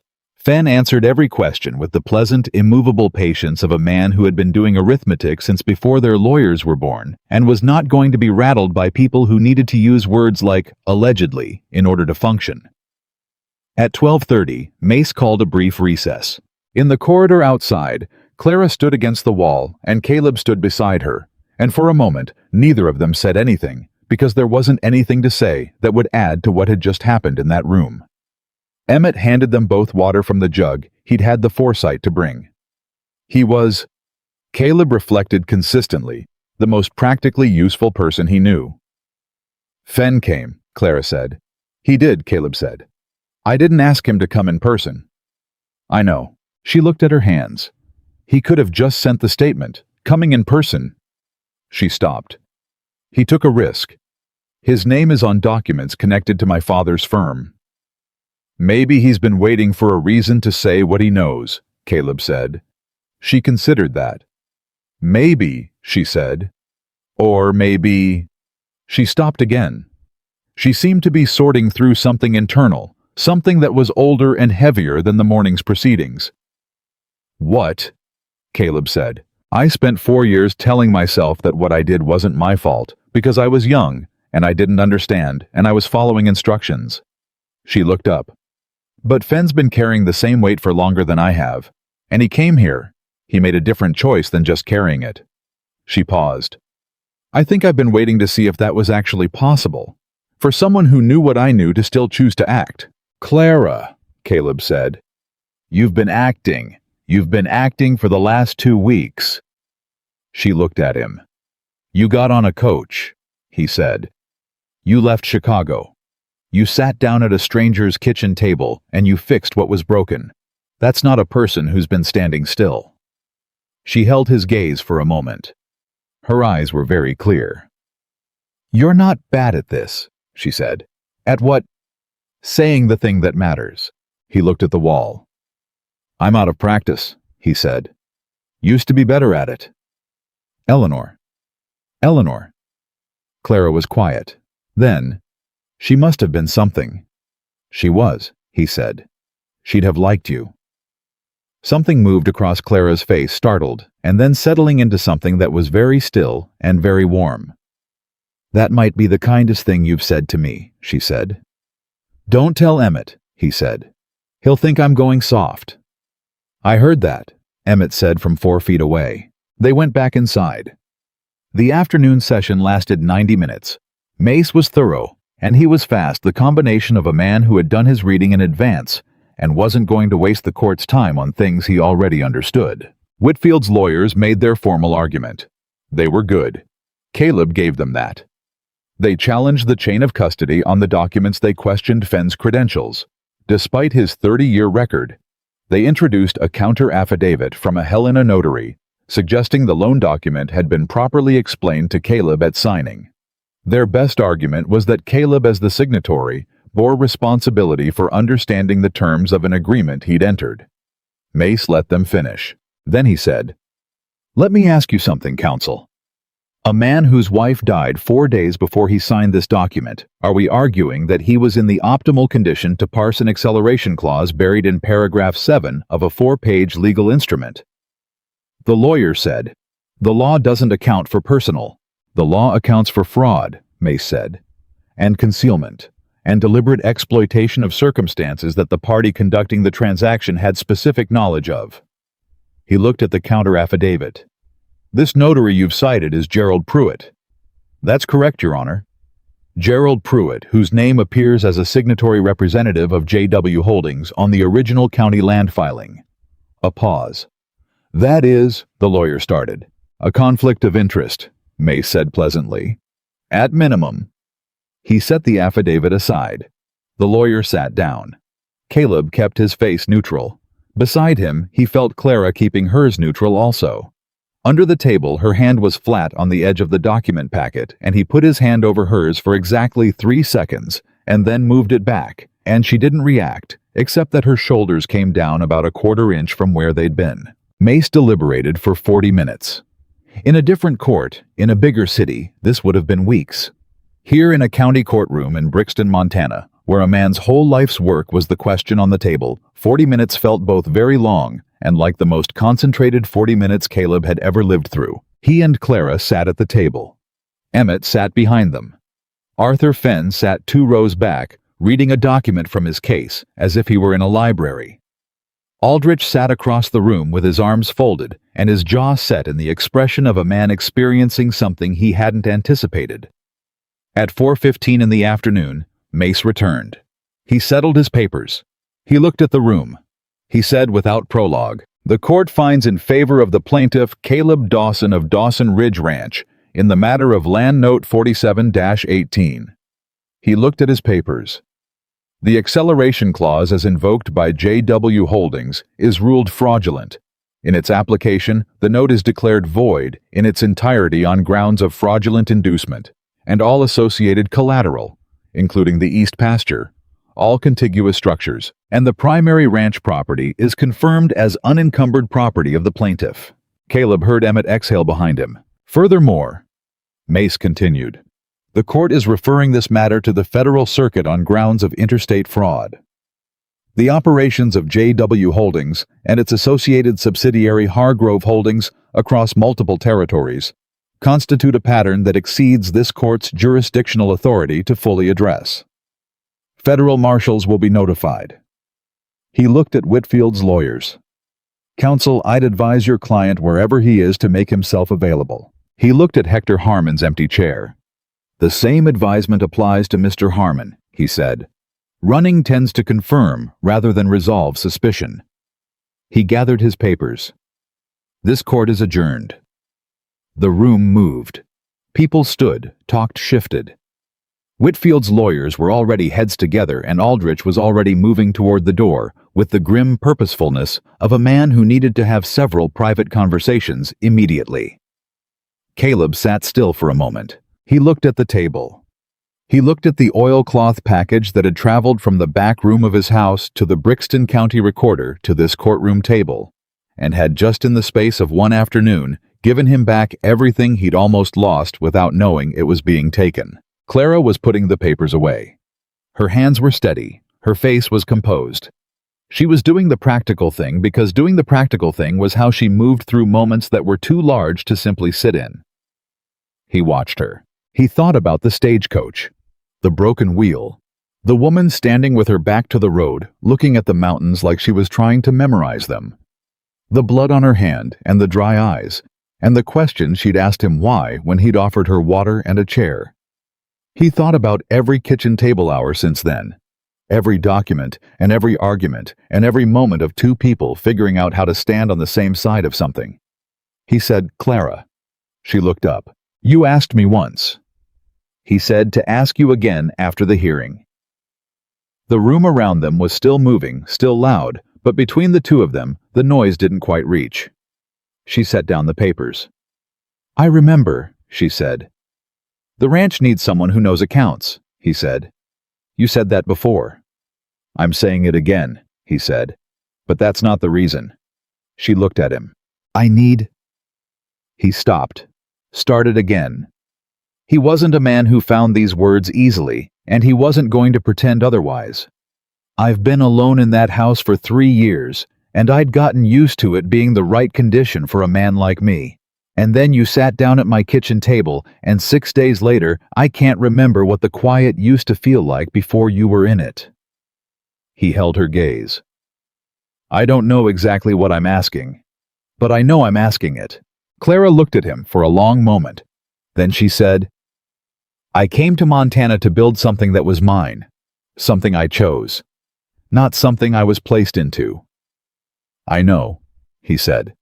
"Whatever I say yes to, it has to be a choice." "I know that too." She was quiet. The courtroom was emptying around them, and the afternoon light was doing what afternoon light does at the end of things that have been hard and are now finally beginning to resolve. Yes, she said. He looked at her. To staying, she said. To seeing what this is. To the accounts and the ranch and, she paused, to not being alone with whatever comes next. She held his gaze without flinching. But Caleb, if we're doing this, we're doing it honestly. No arrangements, no terms negotiated without me present. No decisions made for me because someone thinks they know what's practical. Never, he said. And I want to teach, she said. There's a school in Millhaven. I still want that. Then we'll figure out how both things are true, he said. Together. She looked at him for another moment. Then she nodded once, the way she nodded when she'd checked a column of figures and found them correct. Emmett appeared at Caleb's shoulder. He looked at both of them. He looked at the table. He picked up the oilcloth package and tucked it under his arm.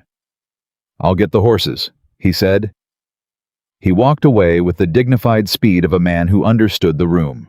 Arthur Fenn shook Clara's hand at the courthouse steps with both of his and said, You did the right thing. I'm sorry it took the rest of us longer to get there. And Clara said, Thank you for coming. And Fenn said, I owed you that much, and more. And then he tipped his hat to Caleb and walked to his own hired horse with the quiet purposefulness of a man who had discharged a debt he'd been carrying for years and felt the difference in his posture already. Tolliver came out behind them. He shook Caleb's hand and said, Federal referral means Whitfield's finished. The marshals don't let something like this go. He looked at Clara. That letter you wrote to Mace. He told me it was the clearest statement of intent and accountability he'd read in 20 years on the bench. Those were his words. Clara said, Tell him I appreciate the reading. Tolliver almost smiled. He went back inside. They rode home in the long summer evening, the three of them on the same road they'd taken that morning with the oilcloth package and the weight of what might happen. The weight was different now. It was still there, but it was the weight of something that had been completed, rather than something that was still falling. Caleb rode and thought about the east pasture. He thought about the water access and the cattle and the fence line he'd been repairing alone for weeks. He thought about the account ledger that would now going forward be read by someone who knew how to read it honestly. He thought about the house and the kitchen and Eleanor's chair at the end of the table. He thought about asking Clara at some point, not today, not before she was ready, but at some point if she'd like to sit in it. Not because it was Eleanor's, but because it was a good chair in a good house on a ridge that had just been confirmed by a federal court as belonging to the man who'd built it, and because the woman who'd saved it deserved to sit wherever she wanted. Emmett, riding a half-length ahead, said without turning around, I'm going to need a raise. Caleb said, You're not. I tied up two men's horses, hid documents in a loft, and provided notarized testimony in a fraud case. That's called employment. That's called above and beyond, Clara said without looking up from the road.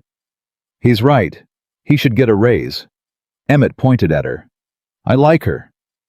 You've liked her since she asked about the cattle count, Caleb said. I liked her before that, Emmett said.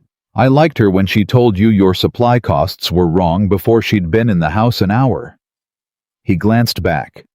That's a woman who sees clearly. Those are hard to find. Clara said nothing. But Caleb saw the side of her face, and she was doing the thing where she wasn't quite smiling, but the muscles around her mouth had decided something. The ranch came into view as the sun was dropping behind the western ridge. The barn, the house, the fence line, the east pasture, running gold and green in the evening light. The horses smelled home and picked up their pace without being asked. Caleb looked at it. He'd looked at it 10,000 times before. He'd looked at it in grief and in exhaustion, and in the particular blankness of a man who was working to stay moving and nothing more.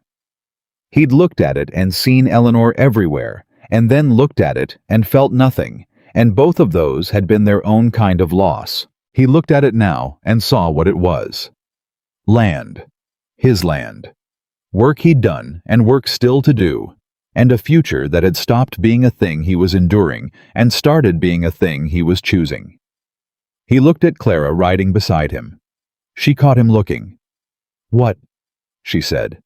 Nothing, he said. Just looking. She held his gaze for a moment. Then she looked back at the ranch coming toward them in the evening light, and she said very quietly, so only he could hear, "It's a good place." "Yeah," he said, "it is." They rode in. Emmett took the horses. Clara went to the kitchen and started water on the stove with the automatic efficiency of someone who had been doing it long enough that the kitchen felt like a place she belonged.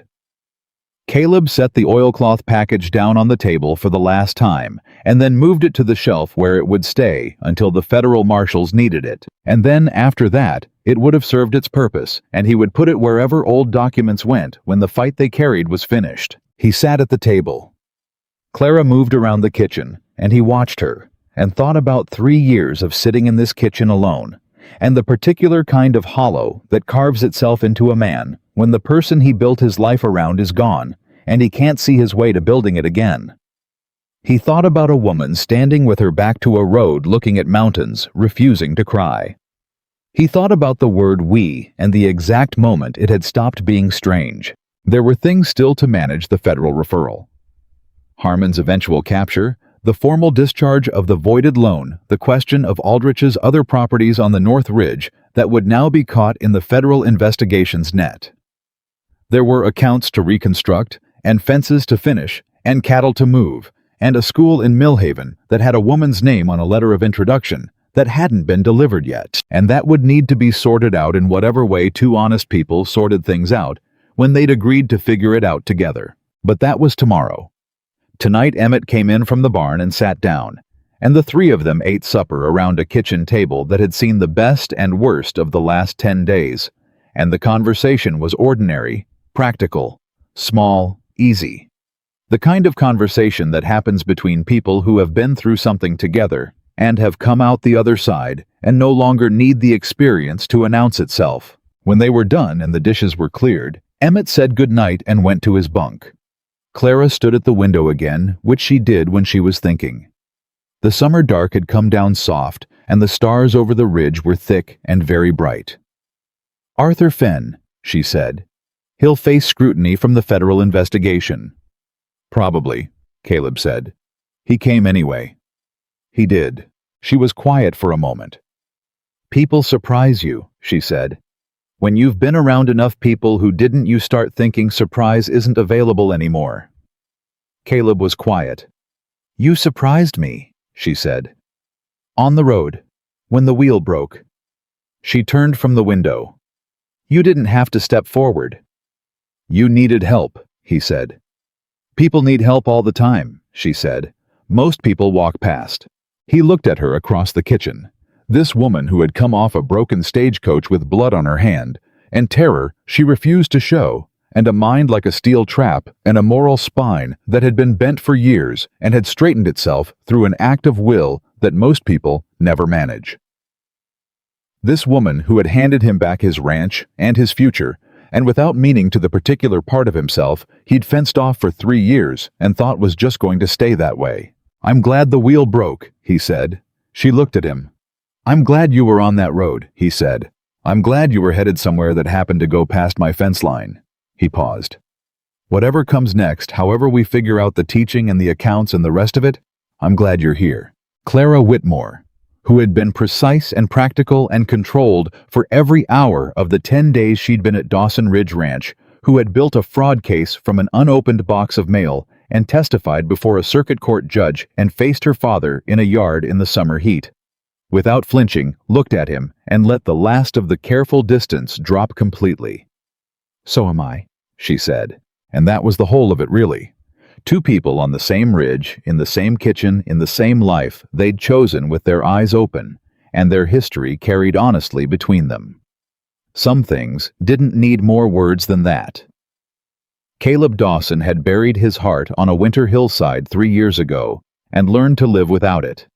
And a woman had arrived on a broken road with blood on her hand and given him, without either of them planning it, a reason to take it back. He intended to keep it this time. And he intended to keep her not as a term in an arrangement, not as a solution to a problem, not as anything other than what she was, a woman who had chosen this ridge, and this man, and this life out of every possible direction she could have ridden, and who had done it with her eyes open and her accounts balanced and her heart entirely her own. That was the only kind of keeping worth a damn. And on Dawson Ridge in the summer of 1884, that was exactly what they had.